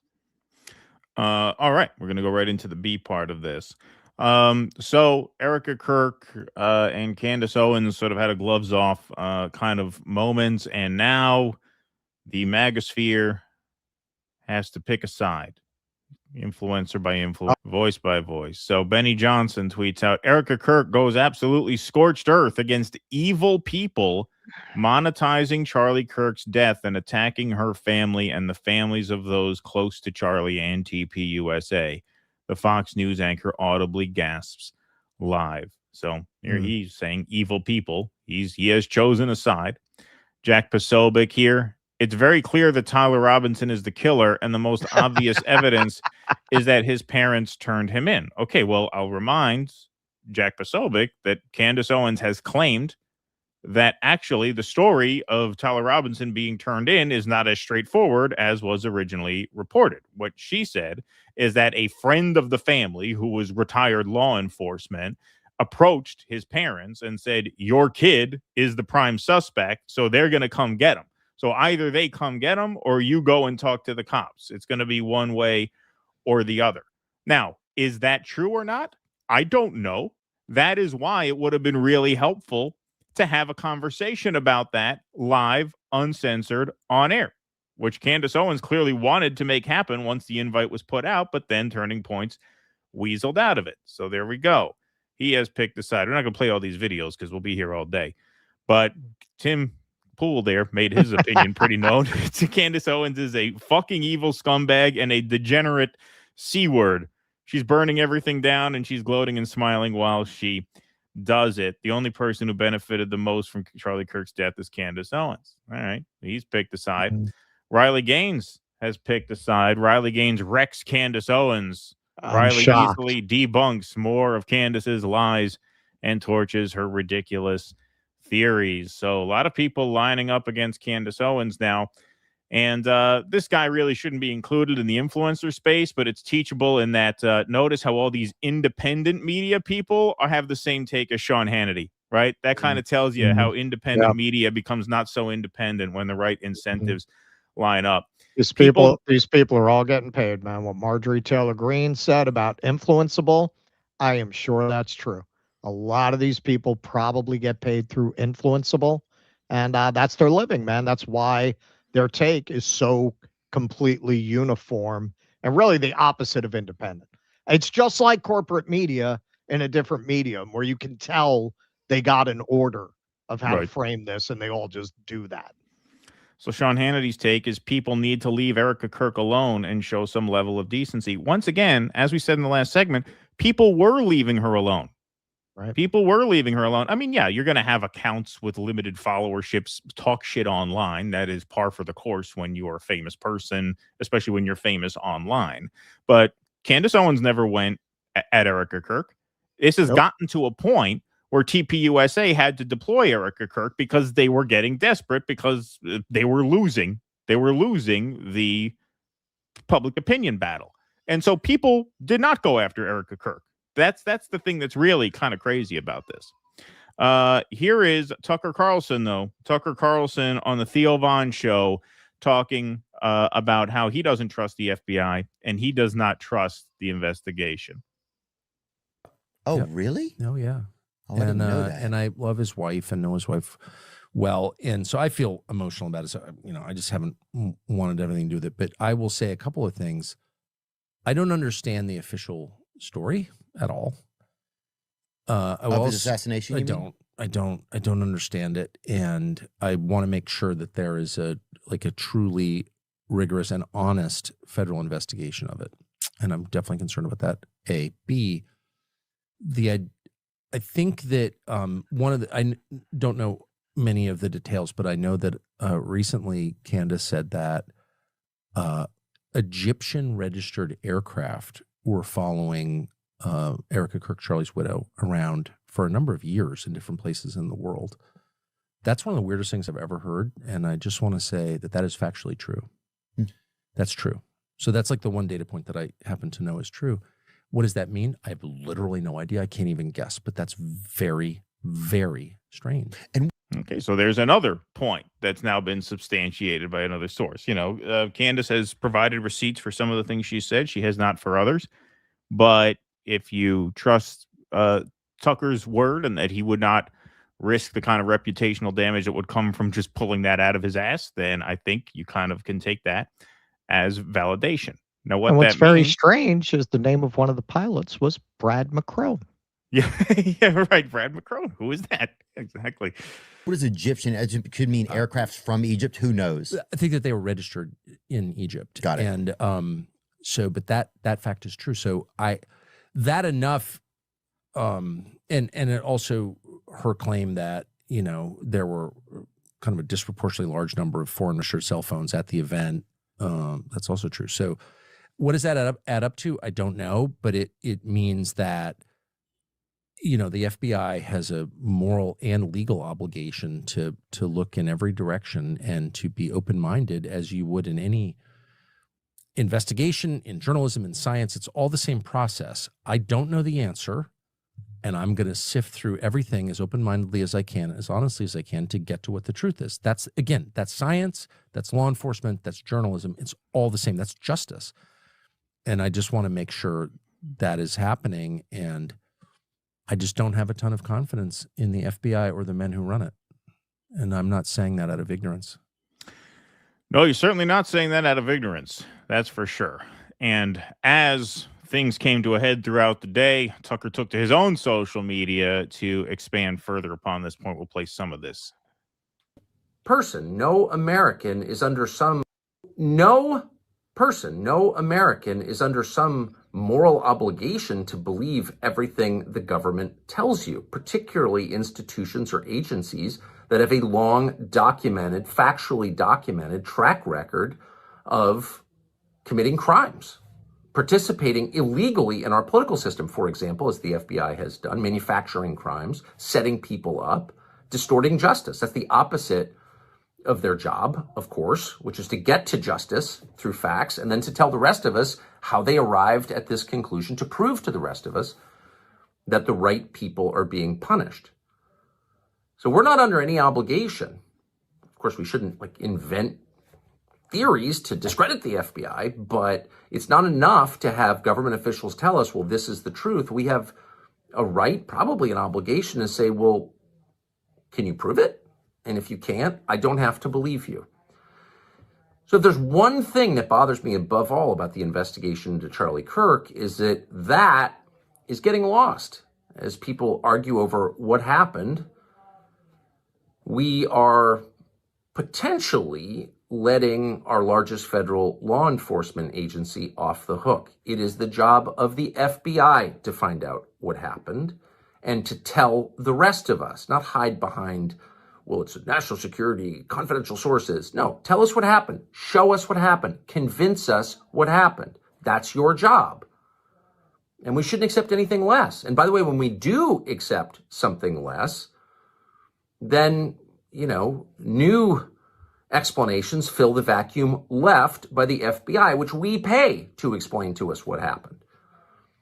And so I'm going to really do my best not to talk about things I don't understand, state things as though I know them when I don't know them.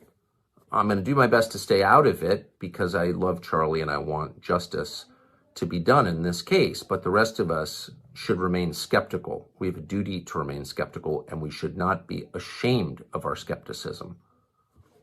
Thanks. Yeah, that's exactly right. And that's an important point to make. And it's important for someone with the status like Tucker has, especially within that whole movement, to make that point that you don't have a moral obligation to swallow what the government tells you. And often when the government is lying most egregiously is when they appeal to that moral sense of shame within people to try and shut them up. This happens every single time. After October 7th, if you criticize Israel, you're an anti-Semite. You're a bad person for questioning Israel's rightful place as this apartheid ethno-state. When the Ukraine war happened, if you question that, it's because you were a Putin sympathizer, a closeted, Russian authoritarian, blah, blah, blah. After January 6th, if you said, hey, was this a real insurrection? Was this an FBI setup? It's because you were a dangerous insurrectionist. How dare you? What are you sympathizing with the white supremacists? Or during COVID, if you question any of the public health protocols there, it's because you were an evil person who wanted to make your grandma sick and dead or whatever. This is always what they do. And going back to, obviously, the big one, the one that really got this trend started, at least in this century, was 9/11 and the Iraq War. If you said, wait a minute, why are we attacking a country that had nothing to do with this? They called you a terrorist sympathizer. Traitor.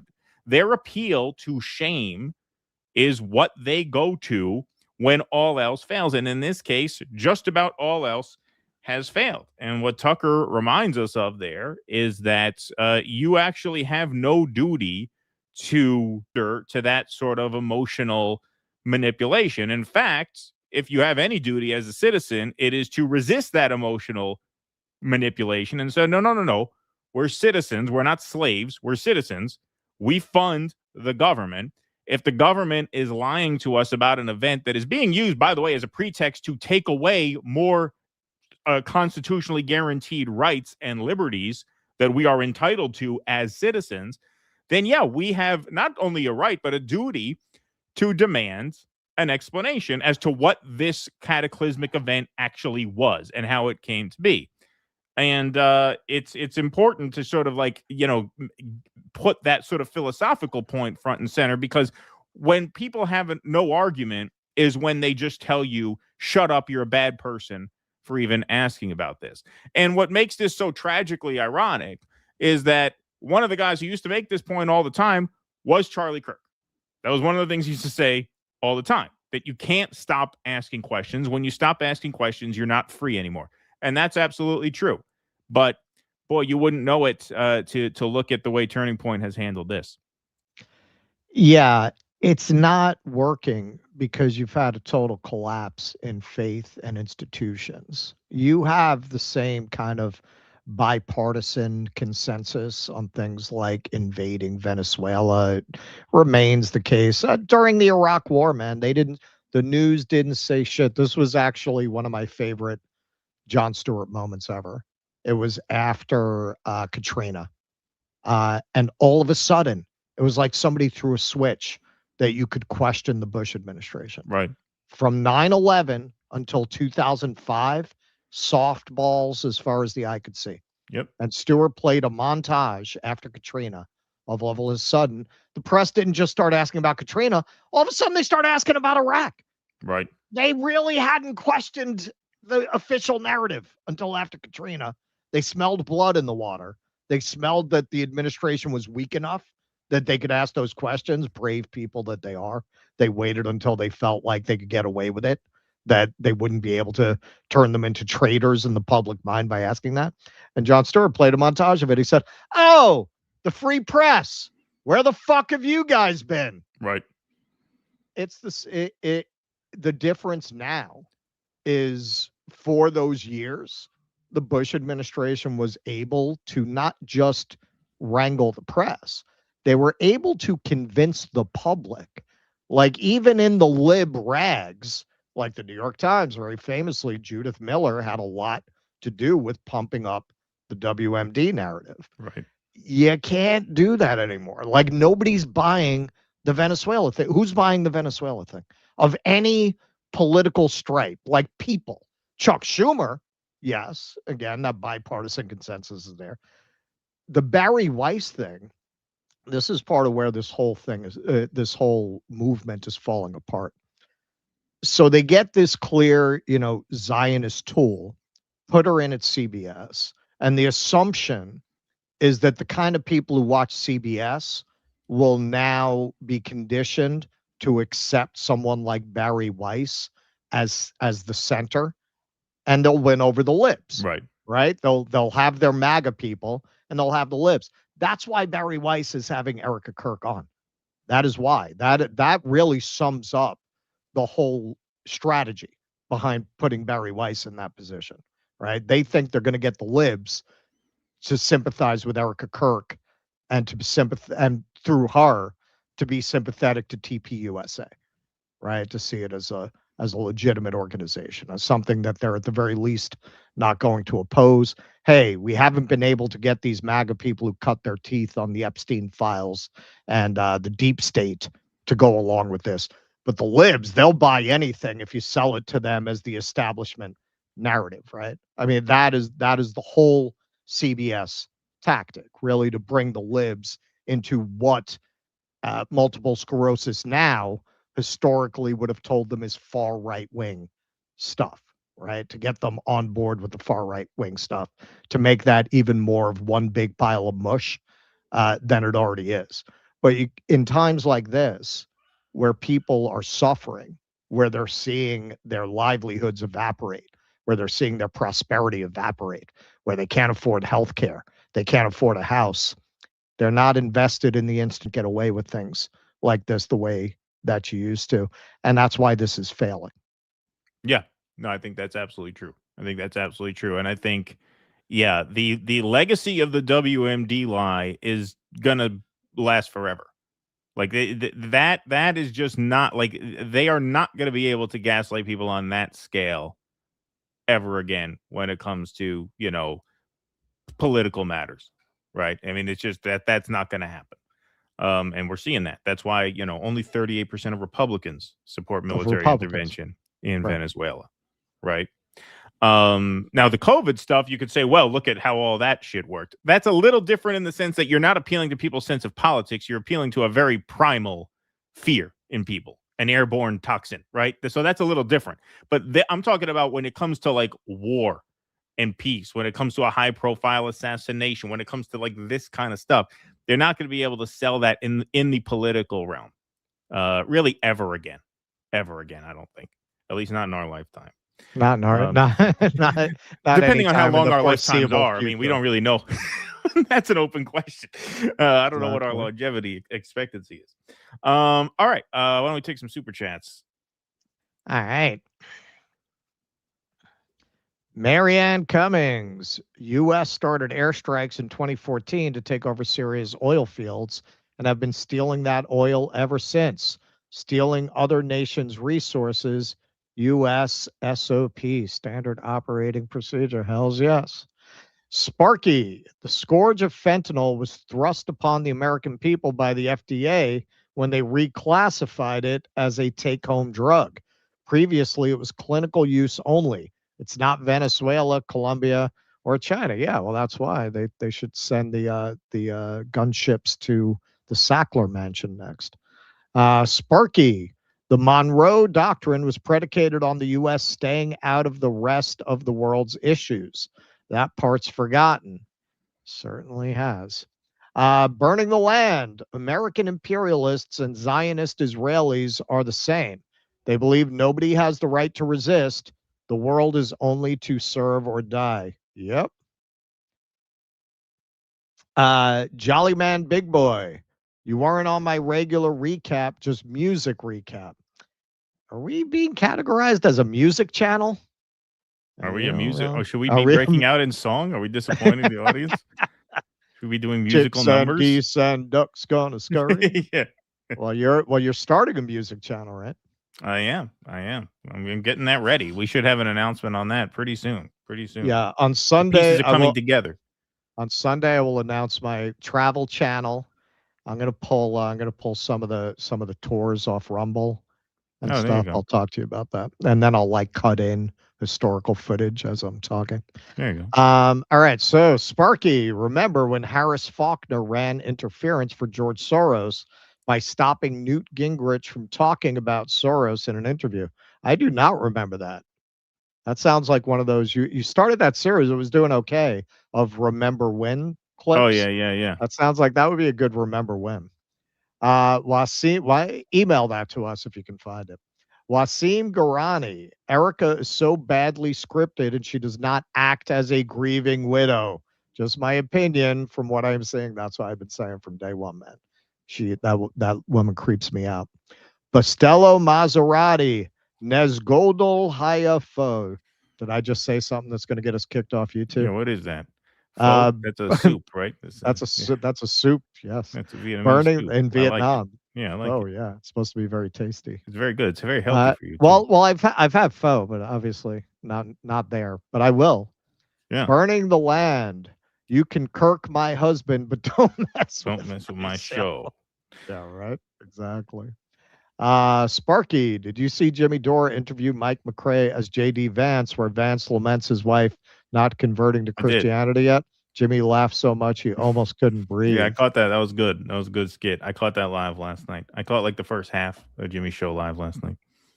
Fu, what's the difference between USA and is not real? Not much difference. Not much difference. Claudius, it's just like with JFK. As long as the FBI doesn't look into all this evidence, it's just going to be never-ending speculations that don't go anywhere. All right, you want to read some? Yeah, let's do some. Nocturnal Human. It's important to note that all these military actions the U.S. is taking are against defenseless civilians. U.S. military, the weakest and most incompetent terrorist organization. Feroz Queen says, as per my email, two drunk uncles talking. K, what's a cold-blooded vertebrate? R, a lizard. Jesus Christ. Yeah, thank you. Thank you, Feroz Queen. Ardeen W. By the way, I did get your email, Feroz Queen. That was a nice meme. Nice meme. Maybe we'll put that up on Sunday. Thank you, Feroz Queen. Ardeen W. Frank Zappa's voice. Are you telling me I should come out of the closet now? No, my son. You must go into the closet and find yourself a gay robot bartender. Thanks. Judicial sounds like the garbage plate at Barney Greengrass, Rochester. Yeah, exactly. Yeah. It's a good reference. You know that. Great show, and I would like to wish DD a happy psych Merry Christmas in your face. America, we are so back. Thank you, Eric Rousseau. Dedamod, Grok says Due Dissidence is poised to pick up 20,000 viewers in the Charlie Kirk carcass wars. Thank you. Thanks to Grok. I think we've already picked up more than that. Yeah. Erika Kirk was speaking. She kept looking over like she was reading cue cards and then acting like she was on a daytime soap opera. Like this is the other thing. You know, it takes tremendous talent and charisma to lead a group like that. You know, leaders are not a dime a dozen. You know, functionaries are a dime a dozen, but leaders are rare. And Charlie Kirk, for everything he was a leader. Nobody there is a leader. Again, it's been revealed that her real name is Erika, pronounced with an extra phlegm. Honey Pot Bergstein's tea. Either these people are being threatened or they're in on it somehow. Yep, that's it. Those are the two options. Mark Dansky, has anyone seen Erika's interview on ZBS with Barely Wipes? Must Z TV. Well, they released a preview. You know, Barry is she's such a bottom feeding scumbag that I thought of her when that story aired yesterday, because she was probably, I'm sure she was seething that she got scooped by Fox News. You know, she thought she had the big exclusive. But that's coming up next. And we're not going to focus on that tremendously, but I'm sure that'll come up at some point. We got a fun Barry Weiss piece to get to. So why don't we jump right in? Yes. So the long national nightmare is over. Finally, CBS has announced its new anchor, and the people rejoiced, except for the people who said, who the fuck is that? CBS News, under Larry Ellison's self-described Zionist fanatic, editor-in-chief Barry Weiss, has reportedly selected Tony Dokapil to anchor CBS Evening News.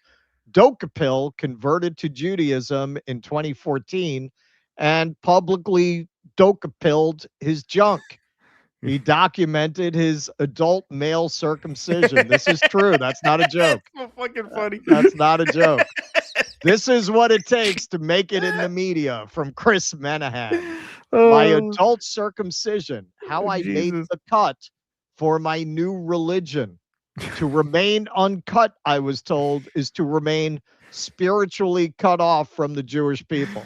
Now, all I can listen, say to that is, go ahead. If you're not too squeamish, if you're not the kind of guy who feels it in his junk when he reads things like this, that's not paywalled. You can look this up online. He did this for his Jewish, I believe at the time, fiance. They're now divorced, and guess where she lives with their 2 kids? I bet you wouldn't guess. Israel. She lives in Israel. He cut up his dick for a woman who left him. I was just gonna say, I kind of feel for whoever has to read the cover letters at CBS News now. You know. Wow. Okay, so I clipped myself back in 2009 when I realized that Jesus was well intentioned, but perhaps overzealous. Yeah, well, it was really Paul who opened it up to everybody. Until then, it was Christianity was really like a Jewish reformist sect. So you would have gotten circumcised until Paul. All right, so if you've heard of Tony Dokapil at all, it's probably because of his grotesque interrogation. They billed it as an interview. It was really an interrogation of Ta-Nehisi Coates. I took your name out of it, took away the awards and the acclaim, took the cover off the book, the publishing house goes away. The content of that section would not be out of place in the backpack of an extremist. And so then I found myself wondering, why does Ta-Nehisi Coates, who I've known for a long time, read his work for a long time, very talented, smart guy, leave out so much? Why leave out that Israel is surrounded by countries that want to eliminate it? Why leave out that Israel deals with terror groups that want to eliminate it? Why not detail anything of the first and the second intifada, the cafe bombings, the bus bombings, the little kids blown to bits? And is it because you just don't believe that Israel, in any condition, has a right to exist? I've got to say, we are really cool with you writing issues of the Black Panther and writing about reparations. But when you bring that social justice lens to Israel and Zionism, now we've got a problem. And all that social justice stuff, you're exposing us as hypocrites, and we don't like it. Yeah. So I'm gonna take a cheap shot at you on CBS. I would say the perspective very that you just aggressive.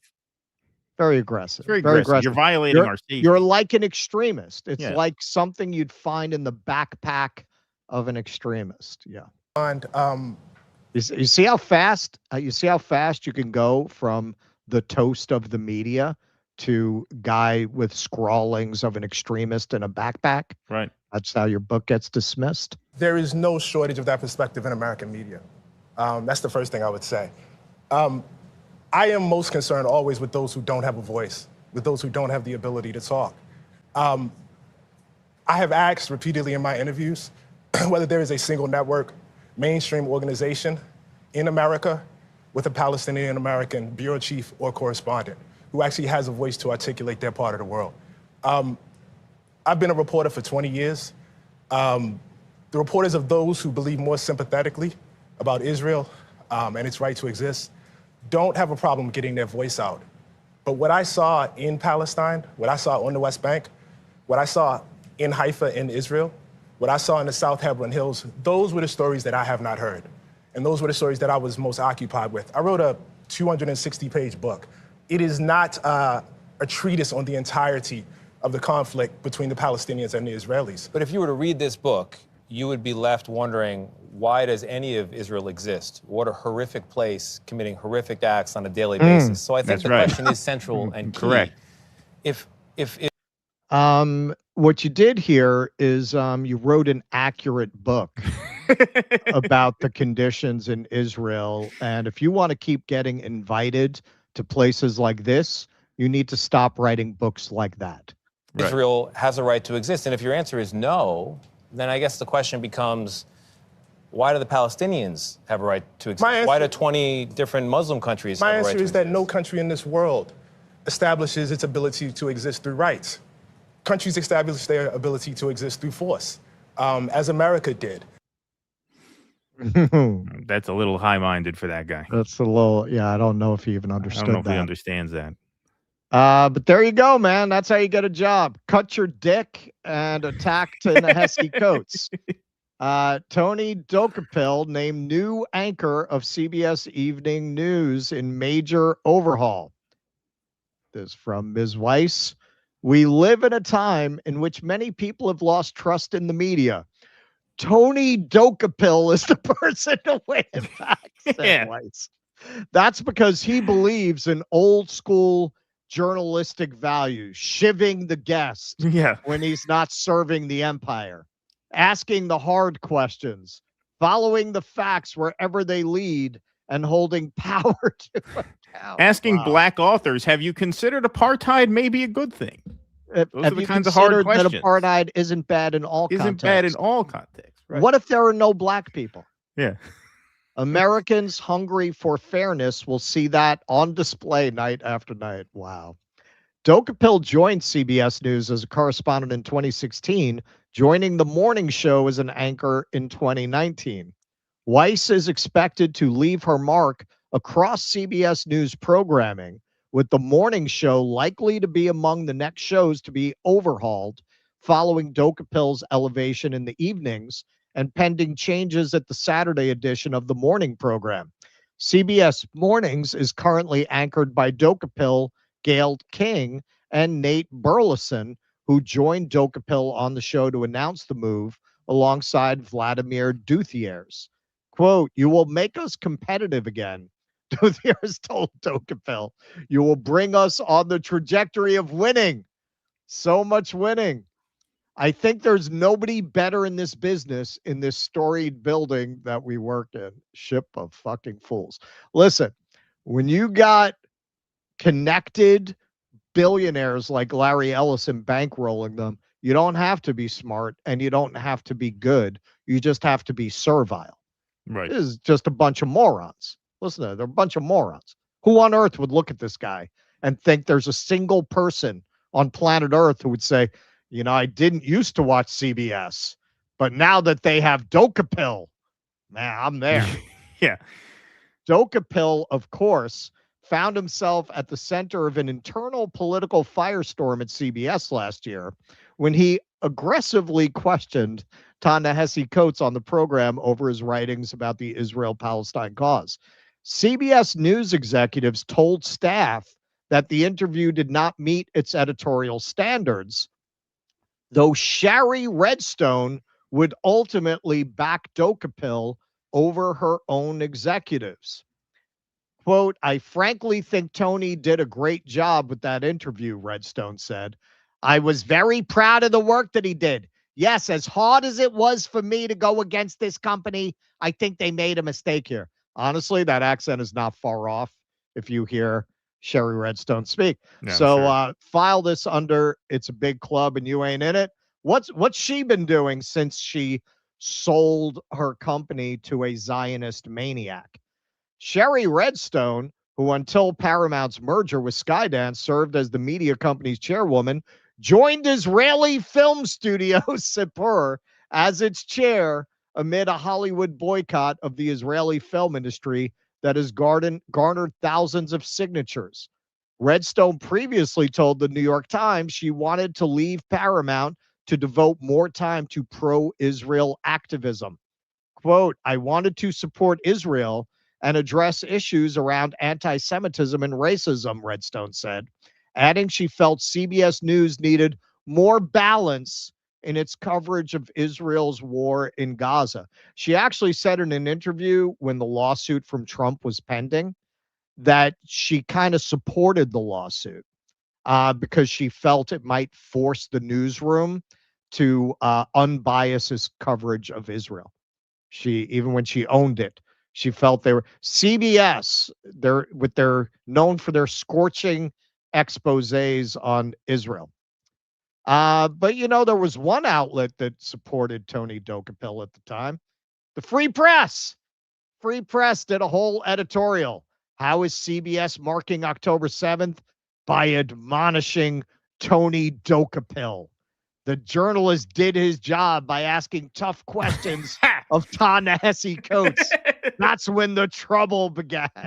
Oh, what a bunch of fucking losers. That's how you get it. If you don't have a dick to cut, this is how you get a job. Now, former reporter, current bottom bitch to a dry drunk, Matt Taibbi, assured us that Bari Weiss actually got this position on merit, and anyone who was complaining about it was a loser, right?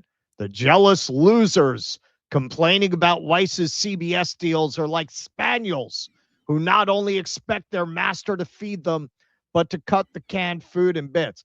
Now, this article was really remarkable, as so many of Matt's articles these days are, in that it covers entire subjects that really center on the question of Israel without ever saying Israel, Palestine, without ever mentioning that as part of the subject.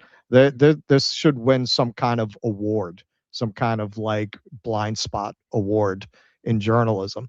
But let's see how Bari Weiss has lived up to Matt's claim that she got this job by being a plucky upstart that they need to save the news business. Let's see what Bari Weiss's idea of the kinds of charismatic debates they need on CBS to bring in the kids. The problems is a lot of people have tried to do centrist news. I know this because I am like the target audience for those things. And the reason that they have all failed is it's like trying to force feed spinach down someone's throat, right? It's felt very like tofu, oatmeal. It's like centrist news is choosing the midpoint between every single topic. It's felt like an absence of charisma and identity. And I, as nostalgic as people might be for an era in which 30 million Americans every night watch Walter Cronkite and saw him as the voice of truth, and I understand why they're nostalgic for that. We're not going back to that. So how do you build trust in a moment of unbelievably low trust in all of our public institutions, especially the mainstream press? And how you do that? By talking about how you're going to run this network that you had absolutely no qualifications to take charge of, sitting in front of Hebrew letters at the Jewish Leadership Conference. Yeah. That's how you restore trust. I don't think it's by pretending like we can go back to having a view from nowhere. I think it's about who's in the room, right? I think it's about redrawing the lines of what falls in the 40-yard lines of acceptable debate and acceptable American politics and culture. And I don't mean that in like a censorious gatekeeping way. I mean having people that are clearly identifiably on the center left and on the center right in conversation with each other. And we've been doing so much of this at the Free Press. As that is defined in mahjong parlors on the Upper West Side, I mean. Yeah. How you would define the left and the right at my bubby's house. I was in, where was I? Chicago last week, I think. I've lost all track of time, where Dana Lash, former spokeswoman from the NRA, was debating Alan Dershowitz on guns. Now, these are people that have wildly different opinions on the Second Amendment, and yet showing that they can have good faith, very passionate, very charismatic disagreement and still like each other at the end of the day. We think it's important. And so for me, it's always about the curation, like who's in the room, how are you showing centrist news, not as the absence of disagreement and the absence of charisma, but explicitly charismatic and disagreeable, and yet doing it in good faith. And the other way you do it is, by being really honest with your audience. Like Alan Dershowitz, that infamously charismatic apologist for PDF files. Yes, that is how you restore trust in the news industry. Now, as Glenn pointed out when she dropped that banger, the example Bari Weiss gave of the charismatic mainstream debate she believes will revitalize CBS, namely the gun control debate she arranged between Alan Dershowitz and Dana Lash, has so far been watched by a grand total of 860 people in the 5 hours since posting. Now, that was at that time that he posted this. I wanted to be fair. It's been up for a couple weeks now. All right, so in 2 weeks, that video has gotten 14,000 views. And let's get real. It got 14,000 views because of that. Because she said that and that clip went viral, everybody went to take a look at this. Right. And even with that, it got 14,000 views. So by comparison, let's see, these whippersnappers here on the left, do douchebags, I think they call them. Yeah, 61,000, 84,000, 36,000, 15,000, 26,000. These videos were dropped in sequence. On the right there, our friend Jimmy Dore, who does a lot better. 147, 88, 78, 311, 202,000. Even our friends at the Vanguard are blowing away Bari Weiss. 34, 37, 41, 24. That was from their live stream last night. I screen grabbed that last night. But even, somebody should give 200 million to the Vanguard, right? Look at them. They're killing it. They're killing it. Sitcom on CBS. Yeah, they should. They should. Come on. They should be interviewing Erika Kirk. So Tucker Carlson here, in response to Bari Weiss claiming that he's anti-American and disloyal to the country, of all people to say such a thing. This is how he responded.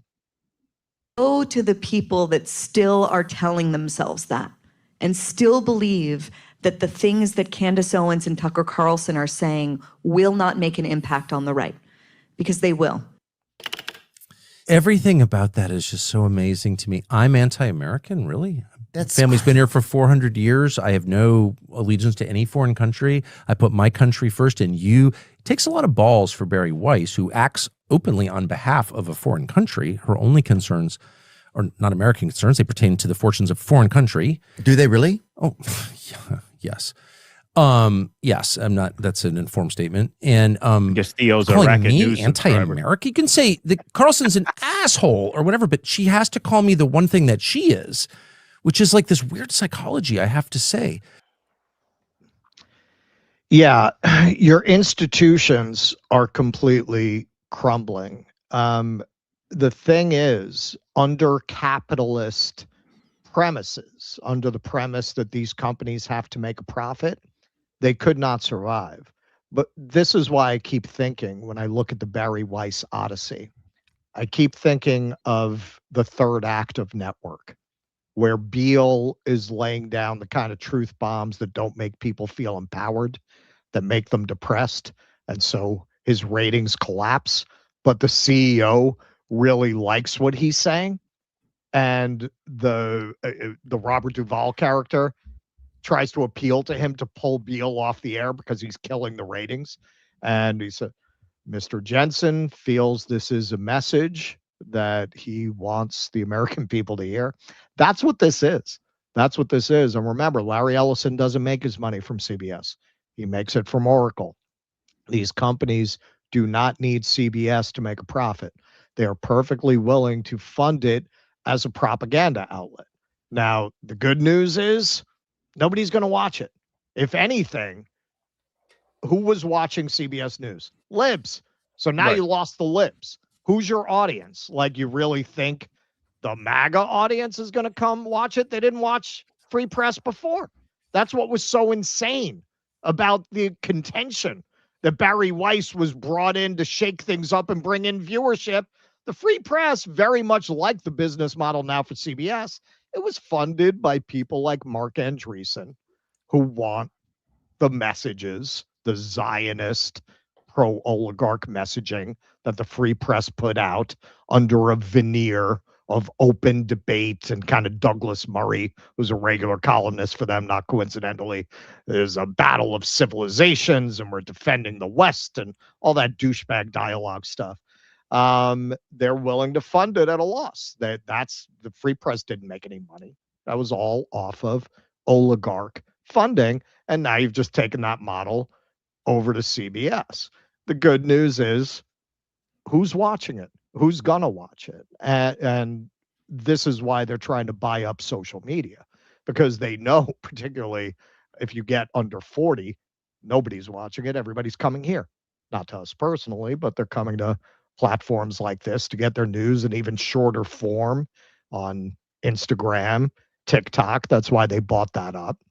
But as of now, it seems like a game of whack-a-mole. It seems like they're trying to control the conversation to a level that, I hate to be white pilled here. I don't think it's possible. I think say you get Google, you buy Google and install some IDF soldiers like they did at TikTok to control Google. People are just going to use a VPN and they're going to wind up getting their social media from other countries. Look what happened with Red Note, where all of a sudden everybody started loading in Red Note. You're not going to be able to clamp down on the whole planet's ability to discuss Israel. It's just not going to work.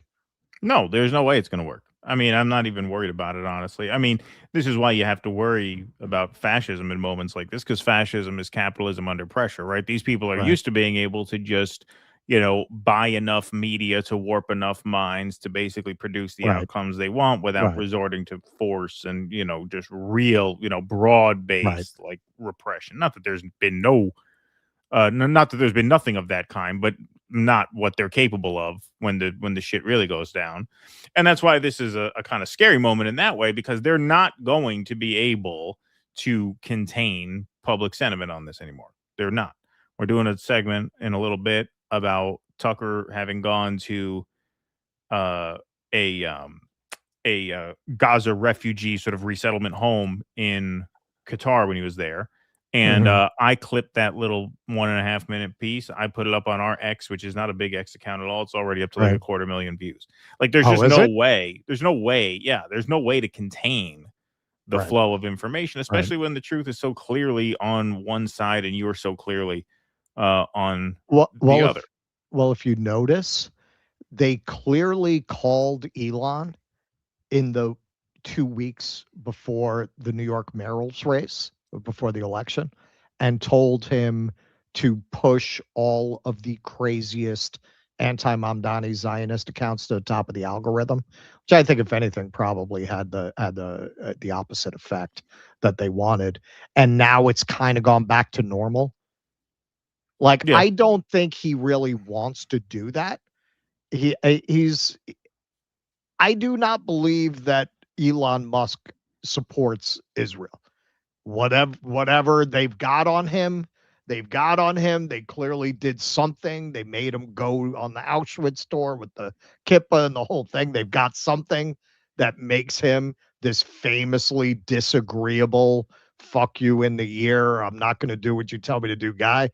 Somehow they got him doing their bidding, but he doesn't like it. He got some kind of order that he had to do that, I believe. He got some kind of order that he had to do that leading into the election. And then afterwards, it was very noticeable. It stopped. Yeah, I mean, there's just no way that, some guy like Doug Hupel or whatever the fuck his name is, like there's no turning it around. There's no turning it around. But all these oligarchs know is money. That's all they know how to do, is to throw their money at things. And so they're giving it their best shot. Money, and use their money to leverage the military.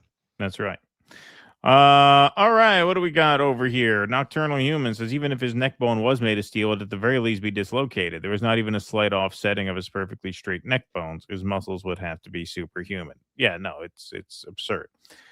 Judy Denmark, my 2 cents worth is that Erika was absolutely complicit. She's a honeypot plant who makes Cash Patel's girlfriend look like a nun. Yeah, I don't believe that, but thanks for your 2 cents. It's more like $10, which I appreciate. The email is regarding 4 other recent albums, another song, and a backstory. I poured my heart into it. The last thing I want to do is irritate you. I just want to close this still. Yeah, no, it's okay. If you have more stuff, then we could do that. I don't really feel like, I don't think a 2-song EP is enough, but if you have like a body of work that you want to promote, then we could do that. Thanks for that. Okay. I will send you back. Nocturnal Human, even accepting the premise of superhuman bones, that doesn't make the laws of physics and momentum disappear. That's right. Freddie X, if TPUSA was co-opted by Zionist money after Charlie died, how do its everyday Christian followers swallow the fact that Charlie surrounded himself with willing sellouts? I think you ran out of characters there for the rest, but no, I mean, look, there was clearly a tension there in the last days of the organization, and TPUSA they were not an anti-Zionist outfit. They were a pro-Zionist outfit. Right. It just seemed like he was having run-ins with them in the last months of his life. Yeah. It's never enough for them. Right. I'm dropping those Rochester Upper West Side references from Lancaster, Pennsylvania, which you dunked on Sunday. Cut the shit, Weiss. Thank you, Freddie. Appreciate that. Did you dunk on Lancaster? No, I said something about I said something about the Amish, but I didn't say it in a dunking dude, way. I almost died in Lancaster. Yeah, you told me that story. Everything's a scam. Everything's a lie. Screw holiday shopping and call the bullshit and all the bullshit to buy. Thank you, Vienticus. All right. Why don't we take some super chats? All right. And Terabang 5000. I know it's big news or something, but every time I hear Candace Owens, Tim Pool, Charlie Kirk, TPUSA, etc., I think popcorn gif. Good one. Yeah, there's definitely some of that there. Sparky, you guys would know better than me, but Erika Kirk comes across like a bad actress on a second-rate soap opera, which is on the wane. That's why I said, man, from the beginning, every time I heard her talk, I got the creeps. What democracy? Erika Kirk took acting lessons from the Scam Bondi School of the Offended. Yeah, exactly. Christina, also, Erica's eyeliner is completely insane, indicative of a completely dissociated spirit. It's always the spouse. Claudius, TPUSA will lose their young generation. It's just as well. There's what I'm saying, man. It's gonna follow the same model as CBS now. Like CBS is not gonna make money. It's gonna lose more money than it did before. Right. They don't care. They don't Right. care. They're willing to lose money on that. MTN Star Studio. Total respect towards correct Candace Owens. She is OG HDIC head. Am I allowed to digger in charge? All right. I guess That was his play on words. That's an Yes, old rap I guess term. I could do that one. Continue to question the fragrantly fraudulent TP Fed family. Something smells funny in the woodshed. It sure does. List the frequently found logical fallacies. What you mean around the assassination? ZBS News is off to a great start under Bari, isn't it? That's right. Isn't it though? MTN Star Studio. Proportionality of reasonable reaction seems a debatable distraction. Sly FBI. Deflect, deny, redirect, and lie. Ask why. And FTM. Follow the money. There you go. All right, we can move on. Yeah, we just got let me do this first, and then we'll go on to we're going straight into the social media. Oh, are we? Thing. Yeah. Glad you told me that. I wouldn't have been ready.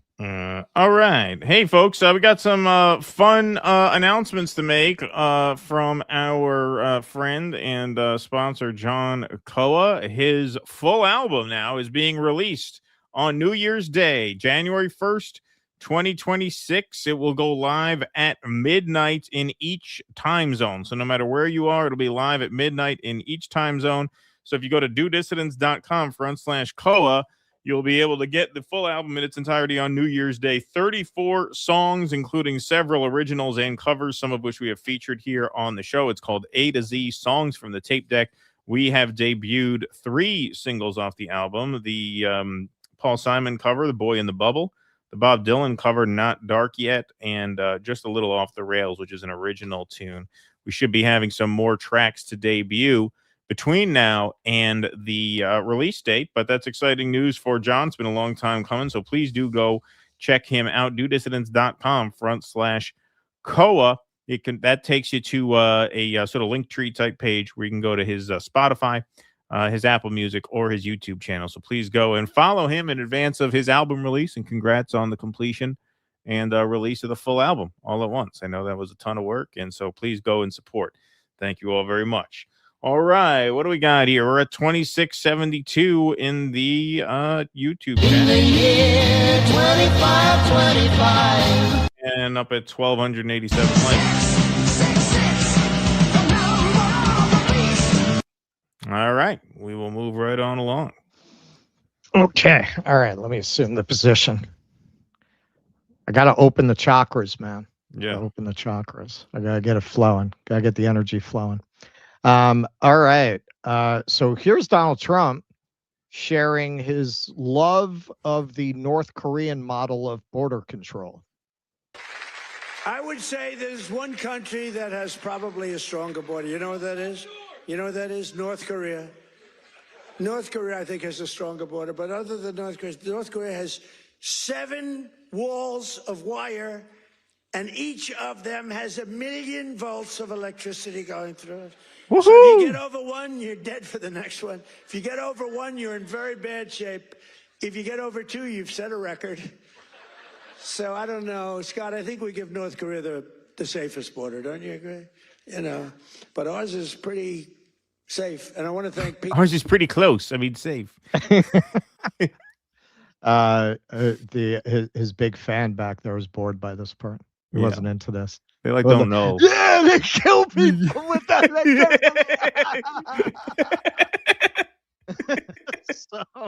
So in his ongoing effort to turn America into North Korea, tourists to U.S. would have to reveal 5 years of social media activity under new Trump plan. Tourists to the United States would have to reveal their social media activity from the last 5 years under new Trump administration plans.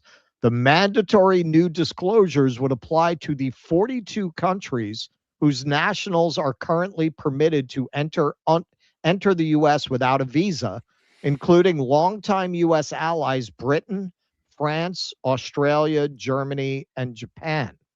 In a notice published on Tuesday, the U.S. Customs and Border Protection Agency said it would also require any telephone numbers used by visitors over the same period, your phone numbers for the last 5 years, any email addresses used in the last decade, as well as face, fingerprint, DNA, and iris biometrics. It would also ask for the names, addresses, birth dates, and birthplaces of family members, including children. CBP said the new changes to the Electronic System for Travel Authorization, ESTA application, were required in order to comply with an executive order issued by Donald Trump on the first day of his new term. Don't worry, folks. That Gateway Arch is something else. It's worth it. Oh, yeah. The big No, metal thing. absolutely. You go to the top of it, you look out. It's great. It's totally worth all this. Well, there's also, if you go to Wisconsin, they have the world's largest cheese wheel by the side of the road there. Yeah. Yep. In it, the U.S. president called for restrictions to ensure visitors to the U.S. do not bear hostile attitudes toward its citizens, culture, government institutions, or founding principles, unquote. The plan would throw a wrench into travel for the World Cup. How the fuck you going to have a World Cup like that? Yeah, hang on. Which the U.S. is co-hosting with Canada and Mexico next year. FIFA has said it expects to attract 5 million fans to the stadiums and millions more visitors to the U.S., Canada, and Mexico. Tourism to the U.S. has already dropped dramatically in Trump's second term as the president has pushed a draconian crackdown on immigrants, including recent moves to ban all asylum claims and to stop migration entirely from more than 30 countries. California tourism authorities are predicting a 9% decline in foreign visits to the state this year, while Hollywood Boulevard in Los Angeles reported a 50% fall in foot traffic over the summer. Las Vegas, too, has been badly hit by a decline in visits, worsened by the rise of mobile gambling apps. Statistics Canada said Canadian residents who made a return trip to the U.S. by car dropped 36.9% in July 2025 compared with the same month in 2024, while commercial airline travel from Canada dropped by 25.8% in July compared with the previous year, as relations between the two countries plummeted. The U.S. has already started squeezing foreign tourism in other ways, slapping an additional $100 fee per foreign visitor per day to visit national parks, such as the Grand Canyon and Yosemite, on top of the regular admission fees. Nor will national parks have free admission on Martin Luther King Jr. Day any longer, but they will now be free for U.S. residents to visit on Trump's birthday. The notice gives members of the public 2 months to comment. Now, this is the kind of thing that if they did this in some kind of tin pot tyrant dictatorship, we'd laugh at it. Right. Laugh at it. Yeah. He made it free to go to the national parks on his birthday. Why on earth would you go out of your way to remove the free admission, not on a slew of holidays, but on Martin Luther King Day? They didn't even do the, buy a bunch of fruits and vegetables with the porn magazine thing. Right. Yeah, exactly. They just went right for Hustler. Right. They just went right, didn't even try to obscure their intentions. There is no non-racist reason that you would single out Martin Luther King Day in that way. All right, so here's Trump being asked about what this might do to tourism. Sir, there's a new proposal from DHS that would see tourists from a lot of countries have to hand over 5 years of social media history to get a tourist visa. Are you concerned at all that if that's implemented, there would be a decline in tourism next year? And what sort of material do you think is... We're doing so well. We just want people to come over here and safe. We want safety. We want security. We want to make sure we're not letting the wrong people come into our country. We're getting rid of a lot of bad ones from jails, from mental institutions, drug dealers. And we're getting a lot of bad people, murderers. 11,888 murderers, half of them, almost exactly half of them, committed more than one murder. We're getting rid of them. In some cases, we don't even want to get them out. We put them in jail because we're afraid they're going to come back into our country. We're not going to let them back in. So we've taken... They have a lot of these drug dealers, these people from insane asylums who they hear great things about the Coca-Cola Museum in Atlanta, so they want to come over on a tourist visa. We say, no, you can't come in. It's a safety issue. They want to come. A lot of people say the Rock and Roll Museum, it's very political, so we don't get as many of them going there as they used to. A lot of people say, Cheap Trick should have been recognized a lot earlier. As is pretty typical of Trump when he starts talking about immigration, is kind of a little off topic, but so is he. Yeah, he's just making that up.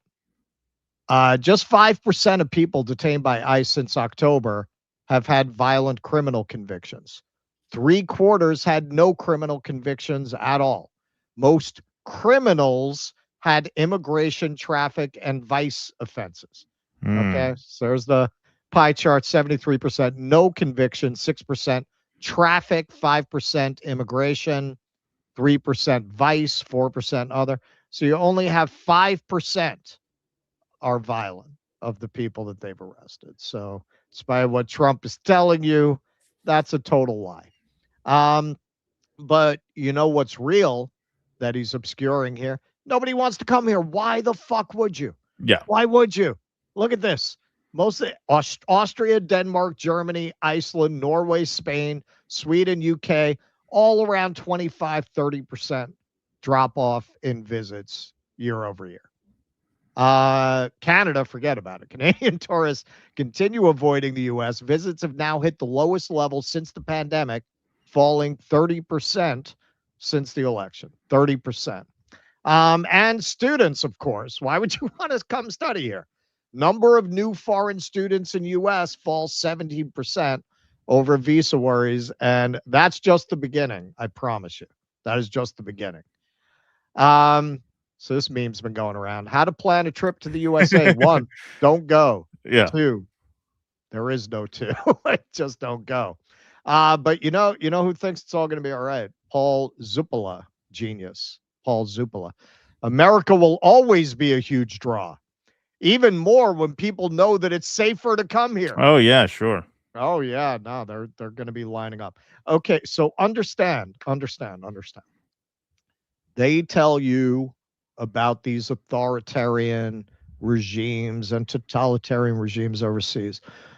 I am in the process of getting visas to go to countries that are labeled that way, like China. You know what? I had my visa to China in a few days. I didn't have to do any of that. Right. I didn't have to identify social media accounts. I didn't have to show past phone numbers. The only email I had to enter was the email they had to email me with to tell me my visa was ready. Right. For that, this is a country where the country that I'm from, it has surrounded that country with military bases, whose government is openly hostile to that country. And I've got a 10-year multiple entry visa. I filled out the form. I had it in my hand within 4 days. Did not have to provide no fingerprints. No, I had to go to the embassy, so they could have fingerprinted me if they wanted to. They didn't ask for any of that.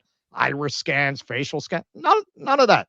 None of that. So that's supposed to be the totalitarian country. This country, I filled out my visa application for Vietnam, for Laos. None of this, man. None of this. Thailand, you don't even need one. You just fill out a visitor form. This country is proposing standards that are really at a level of if you wanted to visit Turkmenistan or North Korea. Those are probably the only examples on earth where you might have to fill out an application to come to that country at the level of what they're proposing. So you have to ask yourself, what is the intention here? Are they really just trying to lock everybody in? Because at that point, you're talking about the American Iron Curtain, the drywall curtain is coming down around the United States. Who on earth would come to a country that most of the world already doesn't like if you had to disclose all of that and go through all that to come here? Like right now, you're talking about a 25 to 30% drop. You do that, you're looking at 80 to 90%. I wouldn't go to a country that asked me for that, would you? Who would? Who would? That is the end of the entire tourism industry. You're talking about cruises, airlines, everything, Broadway, everything, like nationwide, total collapse. Now, any normal administration, you would say, they're never going to do this. It's going to destroy too many industries. With this crew, they're fascists. They're fascists. I mean, if you want to create a fascist nation, yeah, usually countries like that have very strict border control because they want to lock the outside world out like a cult. They don't want you interacting with people from the outside. And they got to lock the people in because nobody wants to stay there as the conditions deteriorate. Particularly if you look at places like New Orleans that has one industry, tourism. I mean, I know they have the oil industry as well, but in terms of how most people make a living in New Orleans, it's the tourism industry. Places like that will just die. They'll just die if you impose rules like this. Well, these people also think this is great branding too. Like they think this plays well to their base, right? And this is where it truly is a cult, right? Even as conditions deteriorate here, they are still selling this place as the hottest country on earth. That is what Trump says, right? It is a cult of delusion. It's absolutely delusional. And that, I think, is the primary motivator behind this. I think they feel like it plays well. We're going to create this sort of this aura of exclusivity around this country. This country is for us. It's not for other people. So other people can come in at our pleasure, and we make sure that they're the right people and not the wrong people, because what we have here is so great. I mean, this is just, it is blood and soil nationalism that's being branded to people who really have a quality of life that's just getting worse and worse and worse. This is why this administration is failing, because they are not agile in the least bit. They have no ability whatsoever to pivot off of a messaging strategy or a policy strategy that is clearly failing. They are just going to continue and double and triple down on the delusion that this is the greatest country in the world and that everybody who lives here is super lucky to live here, and all of the garbage who aren't lucky to live here, they can come in if they meet the criteria that we set. That's what I think it is. I think it's really as simple as that. But it's obviously a big loser.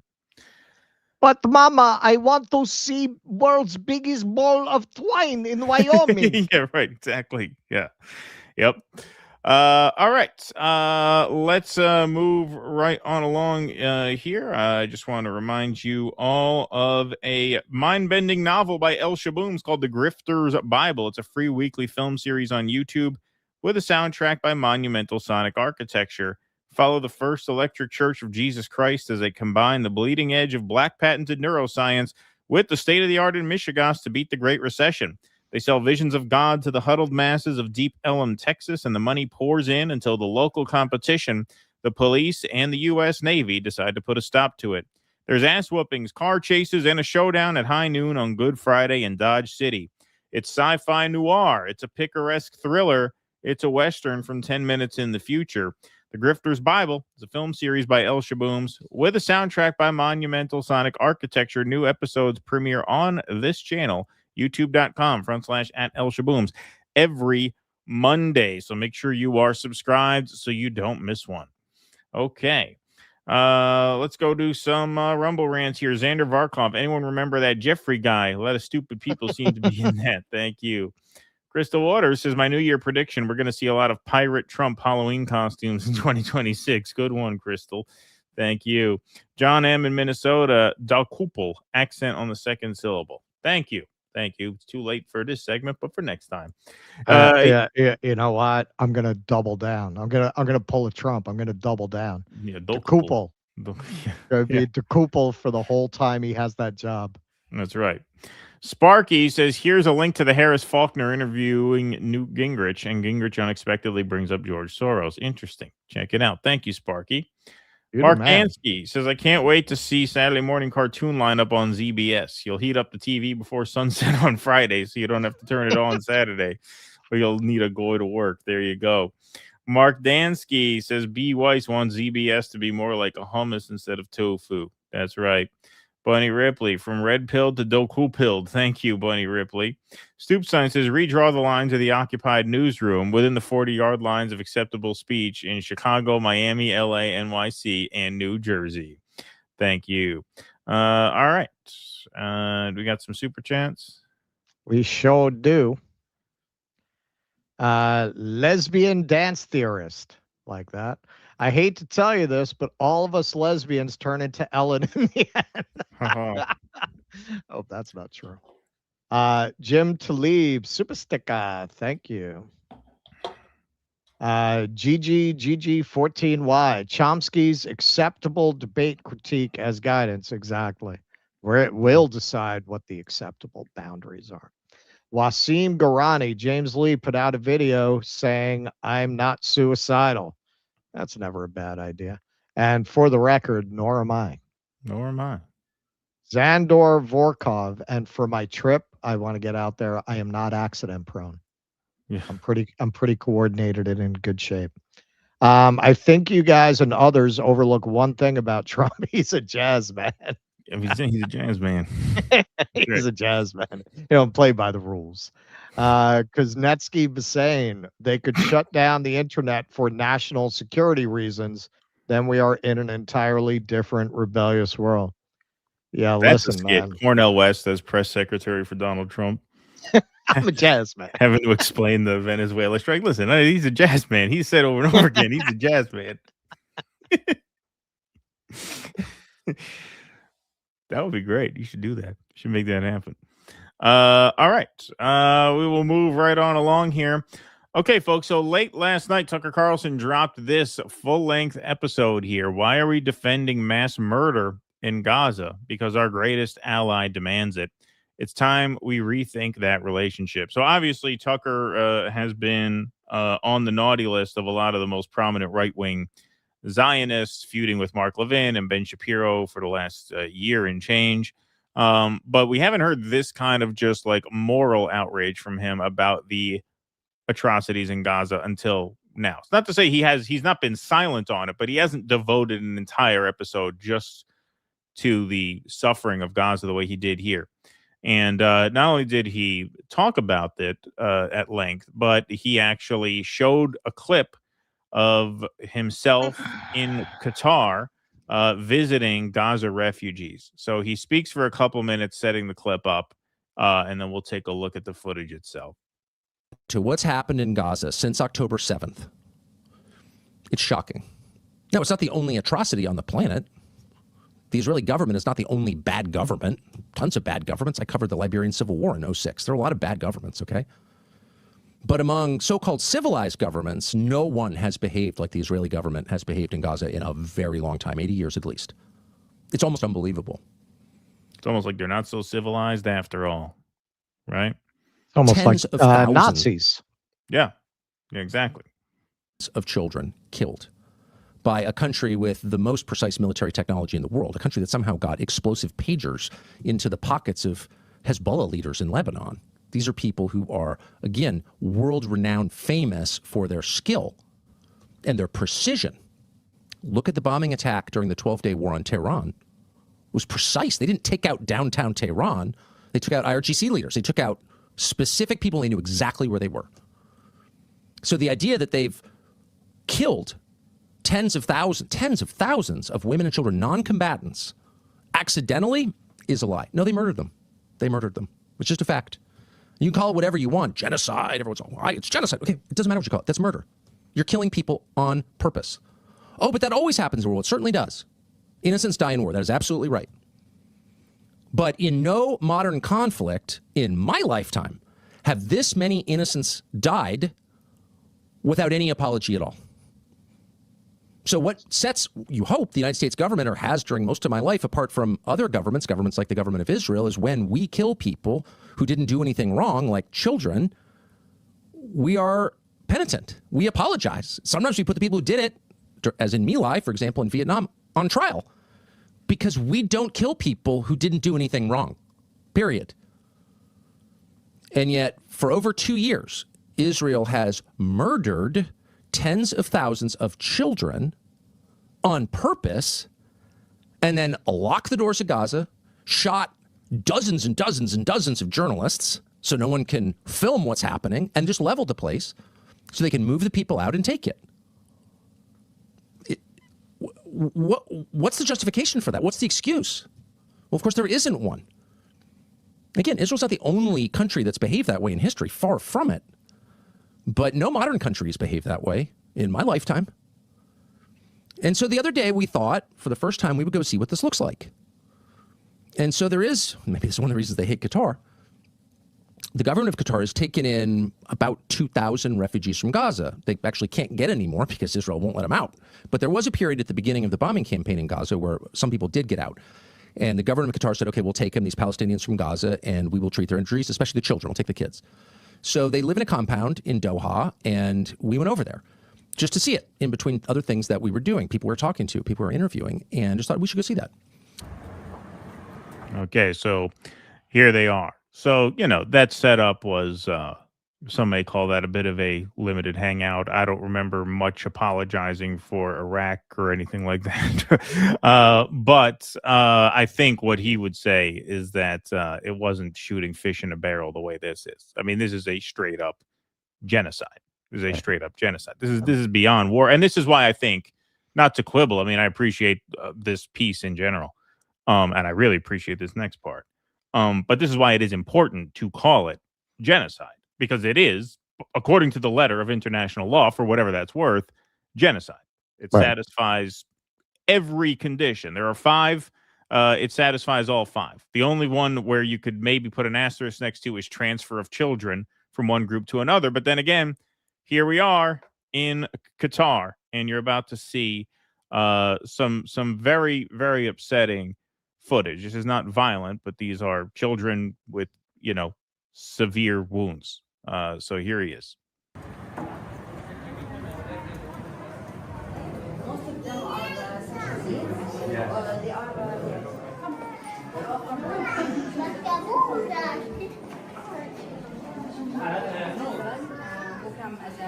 Due to war in Gaza, most of them need children with special needs, or they are injured.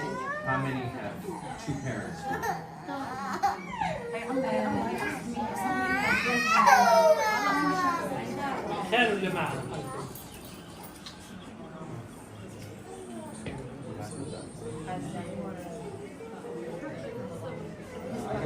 My femur, my right and also in my meeting with my friends.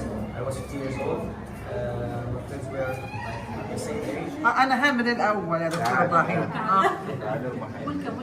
أنا ما بديش حاجة. تتكلم إنجليزي ولا ترجمة؟ Yeah. When come back and inside and when inside.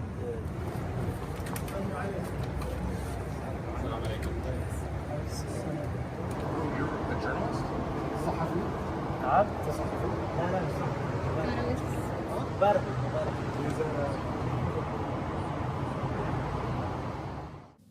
Okay, so I edited for time's sake around where he sets that up more thoroughly, but long story short, they didn't bring their full camera crew in. They had their cameraman film on a phone, kind of at a distance. I guess they felt uneasy about getting in people's face with a full camera rig and setup. But that's how they got that. There's an awful lot we left out of there. You don't, again, want to exploit the suffering of others. I felt a little bit weird even filming anything. But in the end, we decided it was important because, like, what the hell? I mean, what the hell? All these kids with their limbs blown off. This little girl looked just like my goddaughter, with no fingers, one hand and no fingers. Like, is she in Hamas? There are tens of thousands of those. And again, look, there's so-called collateral damage in war, I guess. Look at the pictures of Gaza. It's not collateral damage. They flattened the place so they could take it. And now they're trying to force the people into other countries, including ours, including the United States. Not only do we have to pay for the war, but also take in all the survivors? Why do we have anything to do with this? But what's most shocking to me is that no one seems bothered by it. None of the people who support Israel seem bothered by it at all. And that's the real threat. It's not just the crime, children whose faces are mangled by U.S. munitions, because why? The real crime is the way that the supporters of this atrocity are justifying it. Not simply to the world, but to themselves. They're justifying it by saying out loud, well, they're all Hamas because they're all in Gaza. And yeah, they're kids, but if we let them grow up, they'd become Hamas too.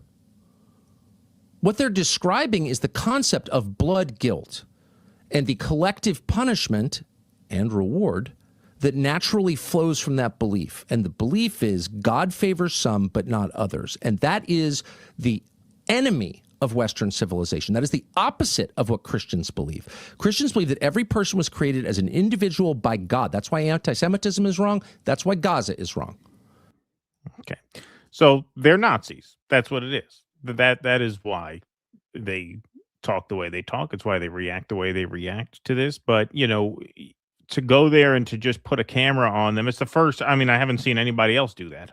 I haven't seen anybody else go to one of these resettlement institutions and actually just film some of the people who I guess were fortunate enough to get out of Gaza toward the beginning of the bombing campaign is what he sets up. There were some people who were able to get out, but a lot of the children there are orphaned. A lot of the children there are there with one parent and another parent stuck in Gaza or both parents stuck in Gaza, people who are separated from their parents, just an absolute nightmare of a situation. And, this is where you want to talk about why we talked in the last segment, 2 segments ago, about how, Larry Ellison can hire whoever he wants to run CBS News and Barry Weiss can then hire whoever she wants to anchor the, main nightly or weekly program, whatever the hell it is. None of that is any match for stuff like this. I mean, Tucker tweeted out this hour-and-a-half long episode. I don't even know how many views that's up to on his feed. Because I was editing this segment together anyway, I had the clip of him paying a visit to the refugees, so I just clipped that separately as just a basic news footage piece and put that up on our X. That has 240,000 views as of now, and I put that up at like midnight last night. That's more viewers than that quadruple schmuck will get in a month, right? I mean, who watches that versus who sees this? Right. Like, as long as there is democratization of media and as long as media people do the kind of work that Tucker did here, which is why I'm very grateful for it, then it doesn't really matter who these billionaires hire to run these networks, there will always be a workaround. And that's what you're seeing now. And that's why it was important that he took the camera in and filmed it. And it's obviously just devastating to watch and such a reminder of the scale of the horror there. I mean, you saw what, 20 kids in a room there? You're talking about tens of thousands dead, tens of thousands more maimed like that.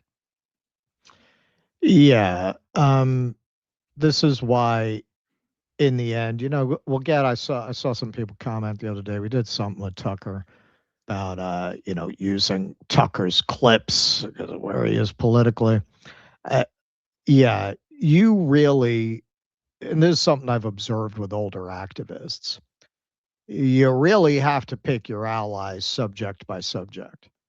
You really have to get away from disqualifying people based on I agree with them on this and I don't agree with them on that, especially when you consider the forces that are arrayed against people with this voice. Tucker arguably is the most important voice elevating this subject and exposing it from this angle. It's that Frederick Douglass thing, man. I'll join with anybody to do good. Yeah, man. Well, I We've would say, called just that. not to cut you off, but I think you touched on something really important there. If I could just interject this, I think you're correct, and I don't think he's the most important voice on this because he's the most correct. I think he's the most important partly because he's not the most correct, partly because he represents a sort of fracture within right-wing, generally Zionist circles. That's what makes him important, right? Right. There are, I mean, guys like Norm Finkelstein are heroes, right? And they are hugely important, but they're not creating the sort of political chasms that Tucker is, precisely because he's not entirely correct about it. Well, and that's another important point, as we're going to see when we get into the next segment.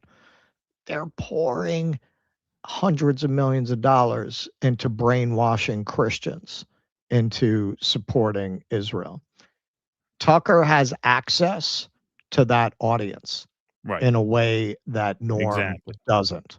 Right. You should, if you care about this cause, if you really care about this cause, you should be jumping for joy that Tucker Carlson is elevating it, if what you're really about is the cause. Now, we'll also get a lot of people very often will say, why do you talk in terms of right and left? And you know what? It's a good point. It's difficult when you're trying to present the news and you're trying to present it in a streamlined way. It's very hard to get around that kind of shorthand. Because, yeah, is there a real right and left? Well, look at that CBS news clip of Dokapil, and Ta-Nehisi Coates. Who's on that set? Gayle King, right? Oprah's best friend. And Oprah is like this lib icon. And Gayle King just went up on that rocket with Katy Perry that was financed by Jeff Bezos and done as a big publicity stunt for his company. It's a big club and you ain't in it. Like, in that sense, yeah, man. I mean, there is an oligarchic elite class with slightly different branding for different audiences. But broadly speaking, yeah, it's a big club. You ain't in it. They're all on the same page. So when you get people like Tucker who kick out the fence on that, yeah, man, I thought that he should have been speaking out on the big beautiful bill, given that he wants to talk so much accurately about how the economy's not working for working people. So where are you when they're about to take a vote like that? Yeah, that's valid, man. You can pick and choose. My experience with a lot of older activists is they become issue activists and they walk away from the political parties. Like they do, they just walk away from the left and right, that whole thing. And just, we want to shut down this power plant. Who's with me? Yeah, look, your government right now is completely occupied by militant Zionist fanatics. Whether you like that, I mean, that is just the absolute truth.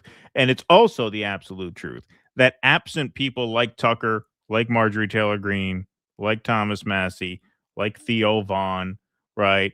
That government would be 10 times more powerful than it is now. Yes. There's no question about that. What if Yes. they were just all on the same page? What if nobody ever spoke? What if no conservative dissenters ever spoke up Right. about They anything? don't care what you say. Right. They don't care what we say. They know we're not voting for them. We're not Right. empowering them anyway. They don't give a shit what we say. They have to care what people like Tucker say, what Marjorie Taylor Greene say. What's going on at TP USA now? What was going on before Charlie Kirk was killed? Those kinds of divisions are the only hope that this government will eventually, or not eventually, in pretty short order, actually, lose power. Right, like that's what it's going to take. And like these chasms on the right are very important, very important. As I said, I said all along, I said the anti-Israel right is probably the most important voice in American politics now, because the right has power. And the only people who are going to complicate that for the people in power are people whose support they generally rely on, but who are not willing to consent to this. And that represents what Tucker's doing. And not to mention, show me someone on the left, so-called left, with Tucker's platform who's speaking out this way about Israel. Show me one. Right. Even with Trump as president. Never mind when Biden was president, they didn't say anything. Nothing. Right? What did the Pod Save America people? And they don't have Tucker's reach, but what did they say about this when Biden was Nothing. running? What are they saying now? Zero. Next to nothing now. Yeah, almost nothing now. Yeah, nothing really meaningful. Exactly. All right. Midas touch. Yeah, I see a lot. I see a lot about Trump, not about this. No, not about this. Nope, not at all. That's absolutely true. All right. Do we have any super chats? Yeah, of course we do. Okay. All right. Of course we do. Mike Folk became a YouTube member. Thank you, Mike. Thank you, Mike. Richard Pemberton, dry drunk Kim is turning red over Somalis in Minnesota for real expertise. You guys should read articles by Professor Ahmed Samatrar, who's Somali American. He goes beyond left-right cliches. Yeah, man, that show is just getting more deranged every week. Yeah. Every week it's just becoming more just completely, it's an embarrassment to everyone involved. Zandor Varkov. These shithole countries are just jealous of how regarded America is. Yeah, that's right. They just can't handle such severe regardation. That's right. Might be right. They're jealous of our regardedness. That's right. Sean Hurl, as a massive soccer fan, ain't coming to the World Cup under Fourth Reich. Mexico and Canada, apologies to you, T.O. Yeah, that's funny. Forget about the fans. How are the players going to get in? Are the players going to be able to come play? Maybe that's Trump's plan to make us win the World Cup. I guess everybody's disqualified because they don't pass the visa check, so America wins. So America wins. Yeah. It's They all kind of forfeit. amazing. I mean, I assume they started planning this before the election. And I read an article about this, like they can't just cancel having it here. Like it's a whole thing. Right. Yeah. So, hey, folks, if you like what we do, help us do more of it by becoming a member. DoDissidents.com/Patreon//Substack or /locals. Perks start at just $5 a month. They include bonus content plus ad-free versions of every live stream emailed to you the day after they air live. We also do a Q&A every Sunday night, which patrons have call-in access to. So you guys are the backbone of the show. We thank you very much for your support. Those are the links right there to join the Cool Kids Club. So thank you all very much for that. 007 Angelo says, have to agree with Keaton when he says the country is fucked. 1972, my dad bought a 4-apartment house with a basement, 2-car garage, backyard for $48K in New York City. Jesus. House is worth over $2 million. Wish we still owned it. Yeah, I'd be curious to see where that is. That's amazing.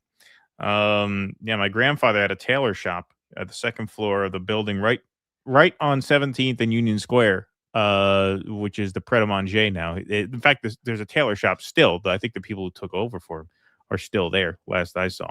But Really? he was given a chance to buy the building, 50 years ago when it was probably going for about that. He couldn't afford it at the time, but yeah, that was quite the investment opportunity. Allegedly, the Charlie Kirk show is doing TikTok ad reads now. Interesting. Are they?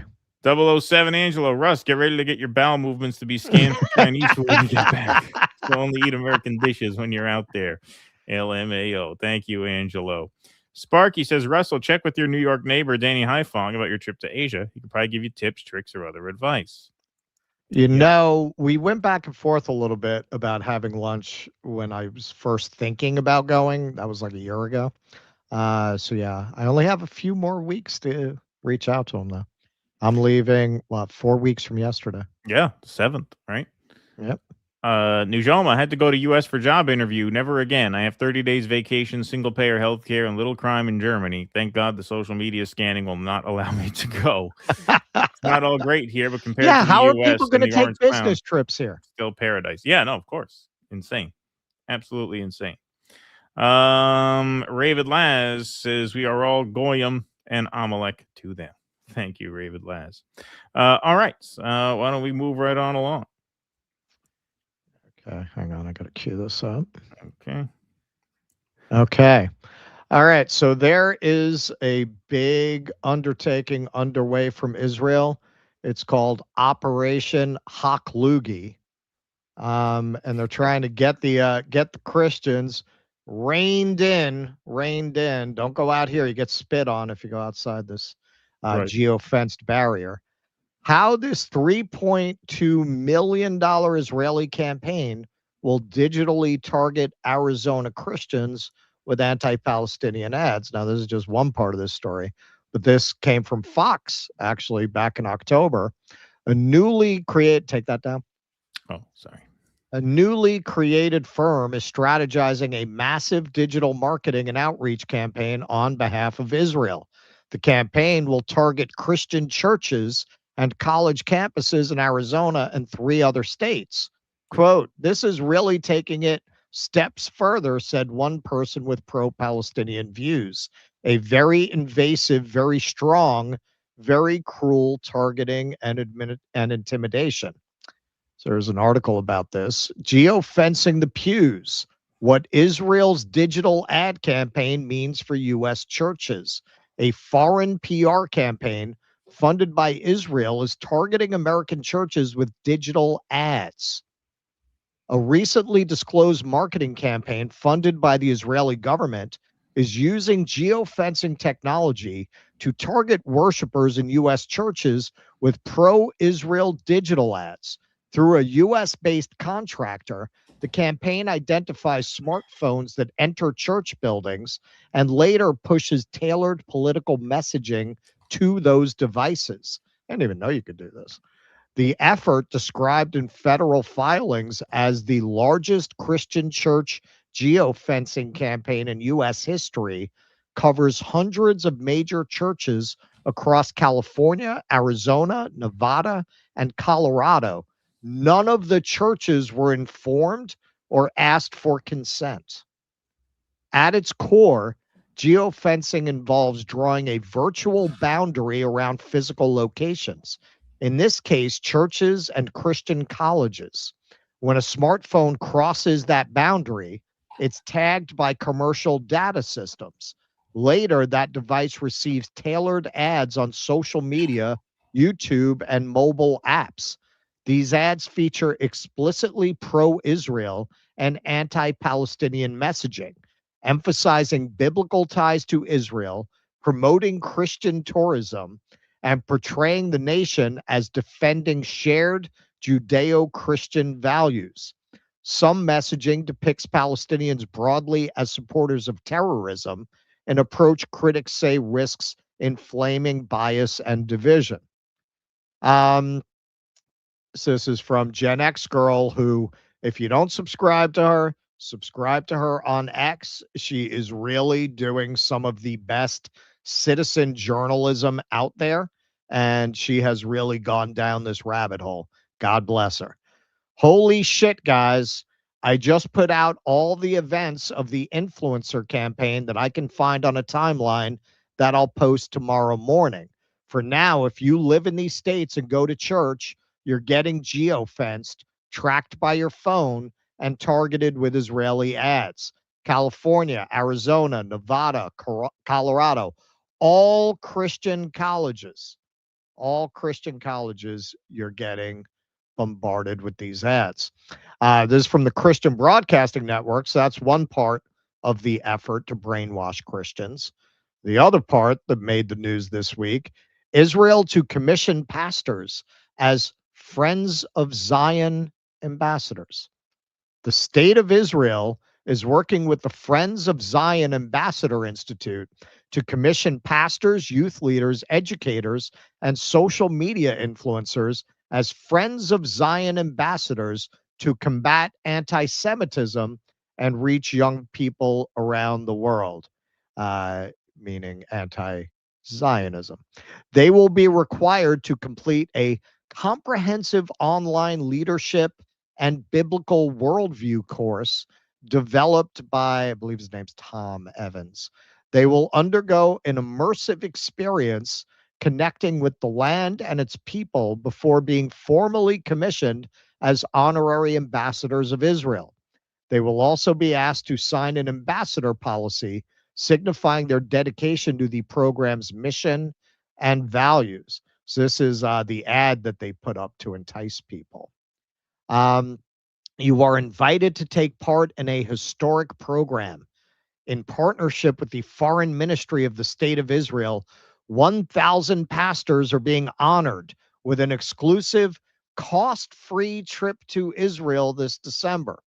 Over 5 days, you will be welcomed as a guest to the State of Israel, hosted at an extremely high-level briefing, get a private VIP room session with the wall, and participate in an ambassador summit.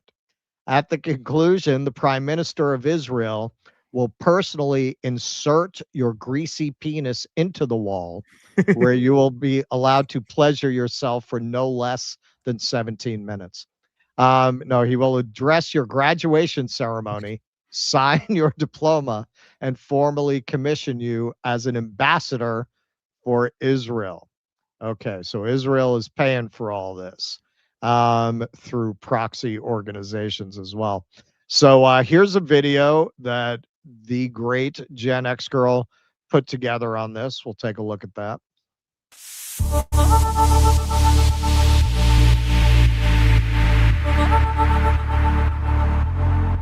I'm here to be part of the Ambassador Summit taking place this week.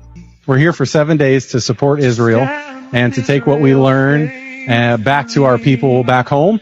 I believe it's imperative that we educate the younger generation on what it means to stand for Israel. There's a lot to learn, a lot to, be present for, and that is what I expect to do. I'm on fire to spread the good news about Israel. Israel's God's place. Jerusalem is God's place for God's people, and we need to support them. Reverend Johnny Moore.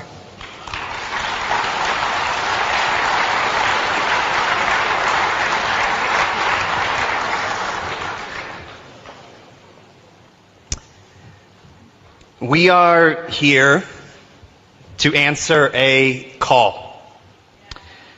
Our faith requires action when darkness rises.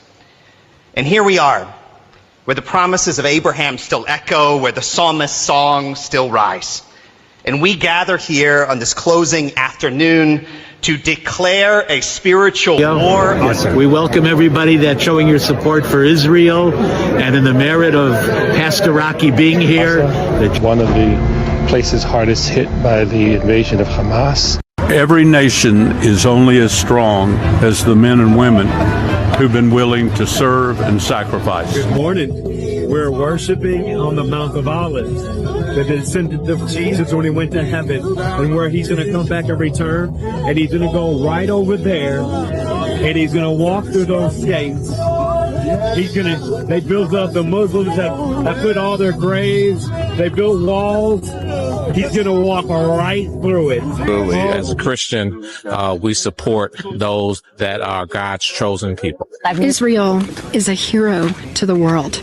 Israel is on the front lines of terrorism. Israel is giving the blood of its children in sacrifice as the IDF stands between innocent people who just always pray for peace. God is done in this place in 1 week. Pastors have witnessed all. You brought us here. And I ask you to help us. Pastors, believers, that we're standing with Jerusalem and we're standing with Israel. If you do not stand with this nation and this people, you don't stand for anything. I'm happy to have been invited here with Foz, because if I hadn't been, I would have came to do what most I'm people. Just grateful. I'm grateful for Friends of Zion. I'm grateful to be in this place. America is a Christian nation, and as Christians, we have a duty to support Israel at all costs. 8 million people. And so they are the source of the troubles of this earth, when in fact they've been one of the greatest sources of gift to the whole world. Teaching our kids, our younger generations, our middle school, our high school students to pray for Israel, to take care of Israel, to support Israel. Dr. Mike Evans, thank you for everything you do. Today, you will be commissioned as ambassadors to go back to the United States, to your pulpits, to your platforms. I want to be a slave, I want to be your master. I want to make your heartbeat run like roller coasters. I want to be a good boy, I want to be a gangster. Cause you could be the beauty and I could be the monster. Nice little touch there from Gen X Girl at the end. Nice little touch. So yeah, now they got cute little diplomas at the end, announcing them as ambassadors. Here's a little clip that went viral. They want to stop here. They don't want to stop with 1,000. They want 100,000 pastors. We're going to train 100,000 Christian ambassadors to be ambassadors in their own country for the state of Israel, to defend Israel's brand and to combat anti-Semitism. Now, the beautiful part about this is we're partnering with Blackboard. And here they are getting Began their with prayer and little worship diplomas. on the ancient southern steps that led to the Temple Mount in Jesus' day. Then they visited the Western Wall. I'm on fire to spread I the good fucked news that wall. about Israel. Israel's God's place. Jerusalem is God's place for God's people, and we need to support them. We need to back them, and they need to know that the evangelical community is their best friend. The pastors met with Western Wall Rabbi Shmuel Rabinovich. Rabinovich later commended the group for their support. In Shamayim, it pray of you. God bless you. They're a group that came to confirm the friendship between America and Israel. Okay, until you put your schmeckel in that wall, you haven't had wall, my friend. You haven't had the wall. So this is the guy who organized. I said Tom, it's Mike. All those Goyish names sound alike. Yeah. Mike Evans. Israel is my love and my life. I told my wife when I married her that there was another woman in my life. I had to be with her a lot. Her name was Israel.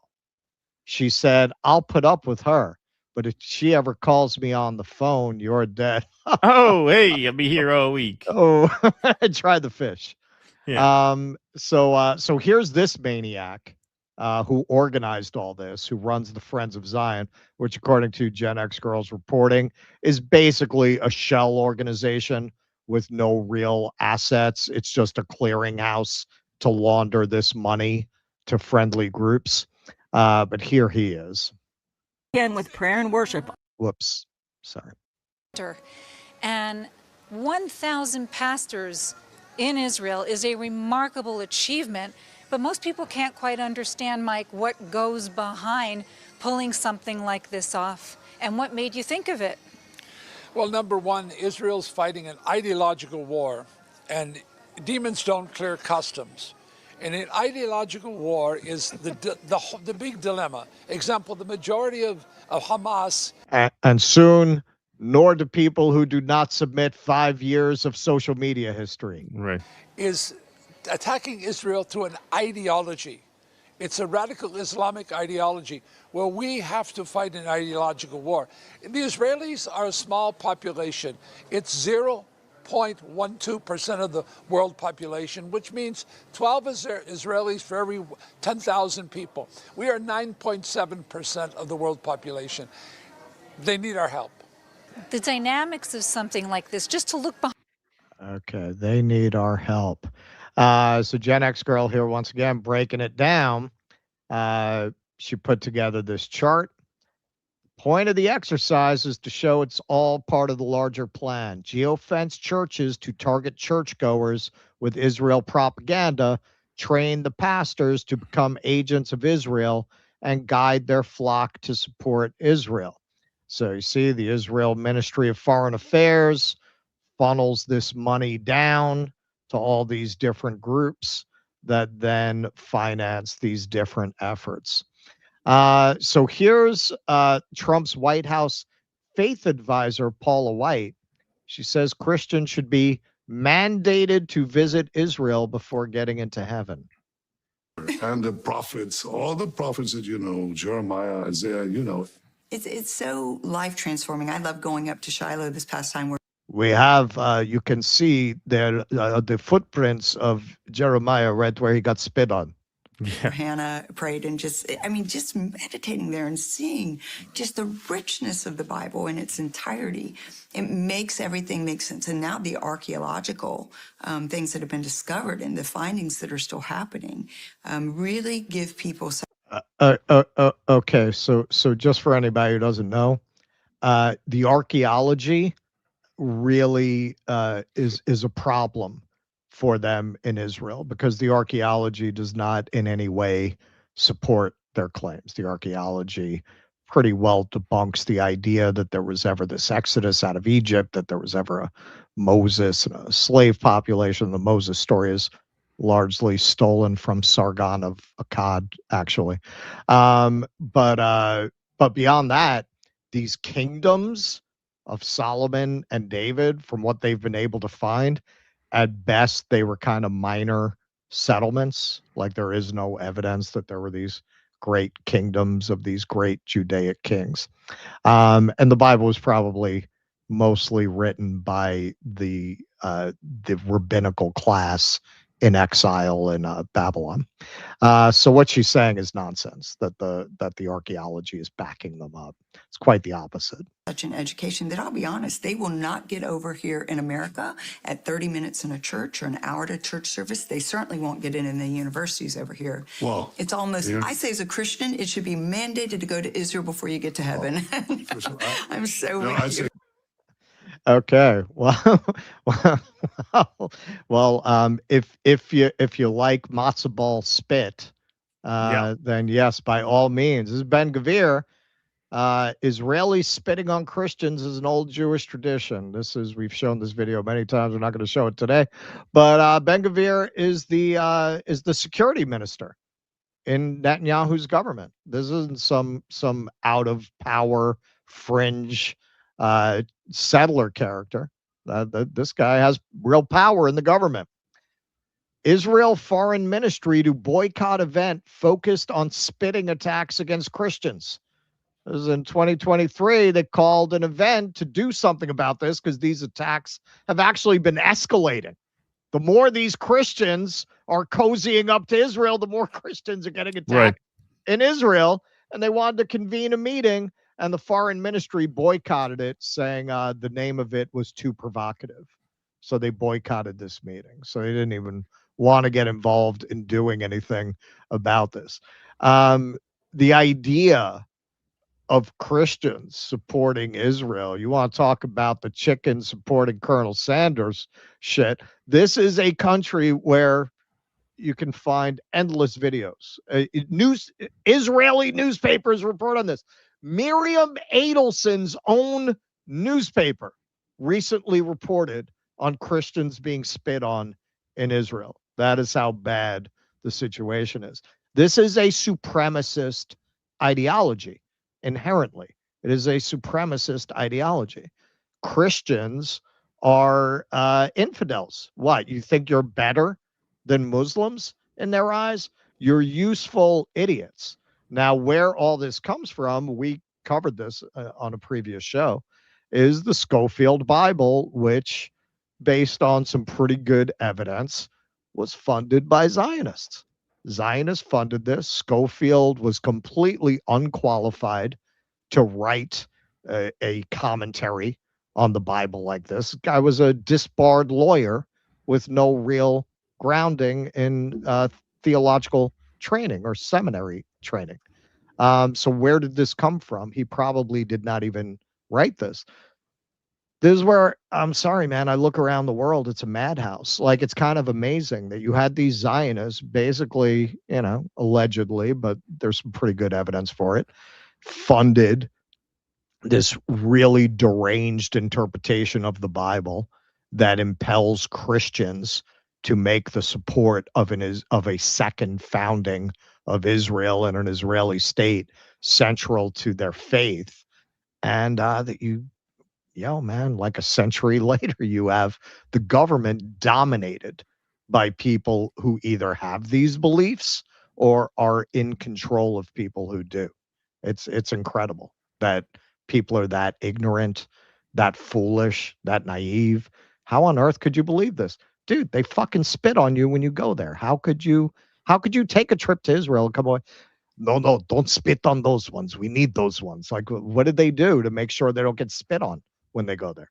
To make sure they only go out with a guide?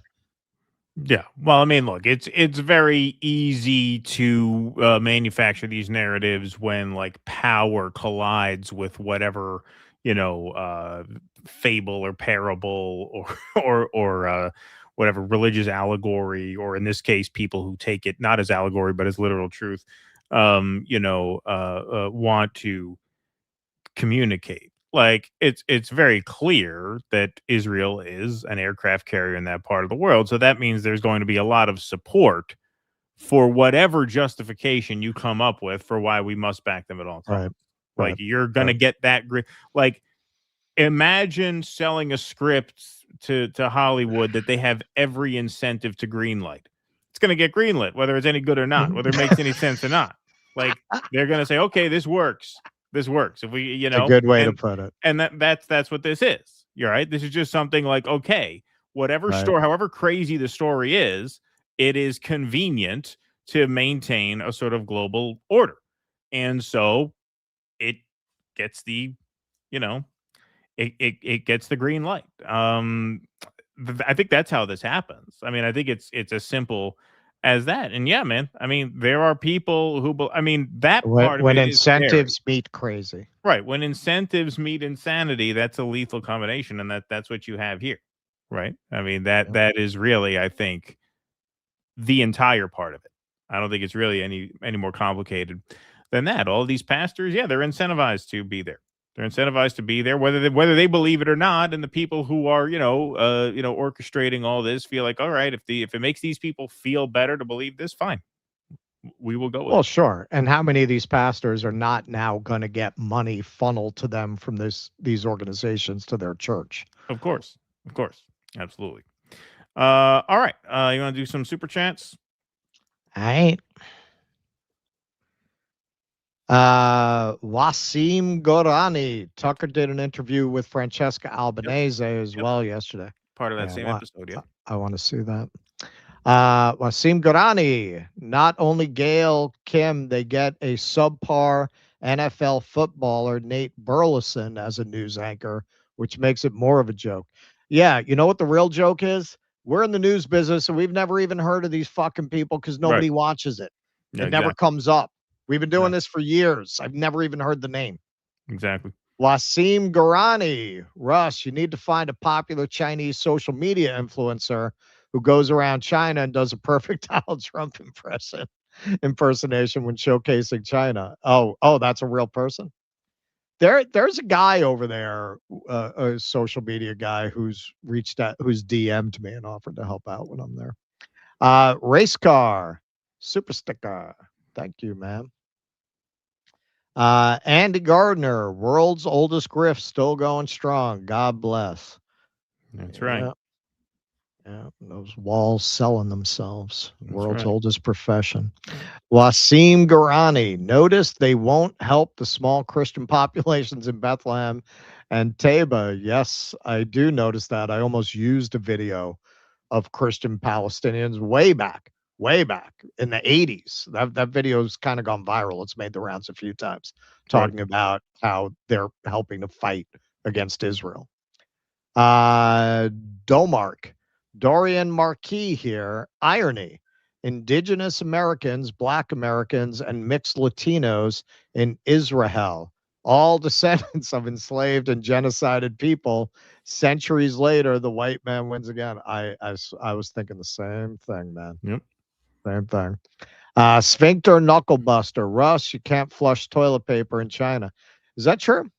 You know, it's like that on Santorini in Greece, on that island. You have to like put it in a garbage can, which is kind of gross. Wasim Garani. My dad read a book that I bet in the hotels you can. I'd be very surprised at the hotels. Like, I'm not staying at 5-star, but you know. Right. My dad read my dad read a book that archaeologist said evidence is likely in Yemen. Also, Israel have made tunnels underneath Al-Aqsa Mosque to find proof of the lost temple and found no evidence, and putting that site at risk anyways. Is that true? Is that true? I always assumed that part was true, that the temple had been there.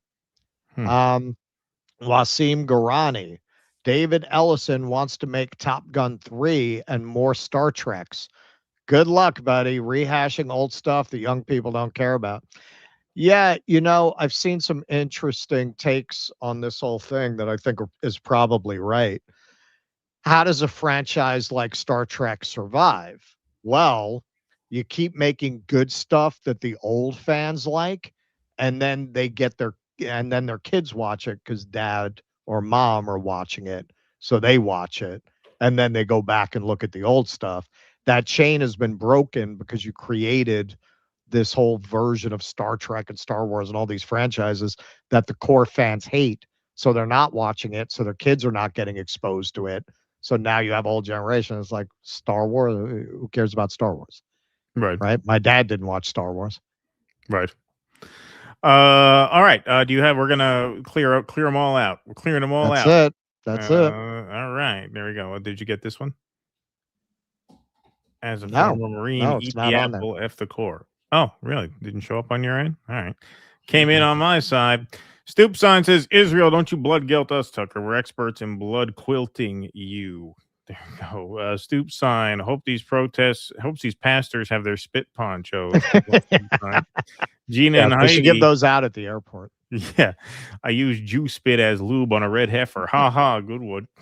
Xander Varkov says, coming exclusively to Pornhub, 100 pastors run train on dirty cum slut wall. Thank you, Xander Varkov. To be fair to Israel, when they did that second drone strike on that 3-year-old baby girl trapped under the rubble, they didn't know if she was crying out for her mom or backup from Hamas. Yeah, exactly. Ardeen W. Yes, Israel's on the front lines of terrorism. Israel is terrorism incarnate. Exactly. People to Infinite. Damn, Mike Evans reminds me of the Egan wax statue from Severance. Unblinking and eerie, like an ancient evil conjured with a haunted talisman.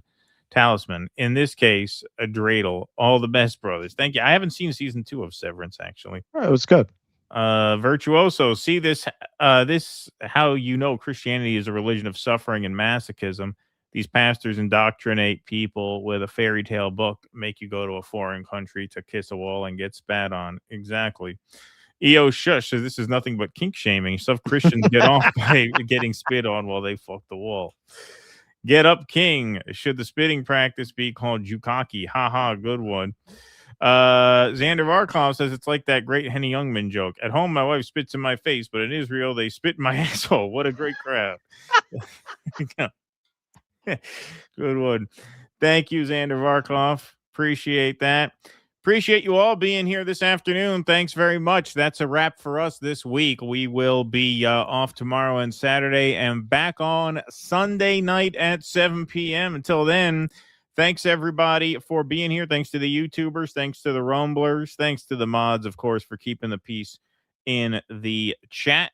Please smash that like button on the way out. Helps us out a great deal. Please smash that subscribe button on the way out on YouTube or the follow button on Rumble. And if you're listening on Spotify or Apple or wherever you get your audio podcast, smash that follow button on the way out as well. Thanks, guys, for spending the afternoon with us today. Big show today. Lots to get to. We didn't even get to all of it. That's how much we had to choose from. Oh, today. did you have a segment you didn't do? I was going to do the Albanese interview, but yeah, I thought you were going to do into that. Yeah, it's a little long, and we're running up on 4 hours. So thanks everybody very much for being here. Like I said, please smash those likes and subscribe buttons on the way out. It helps us out tremendously, and it helps you stay in touch with us. We will see you all Sunday night, 7 p.m. Until then, thanks again. Be safe and be well. Courage! Please clap.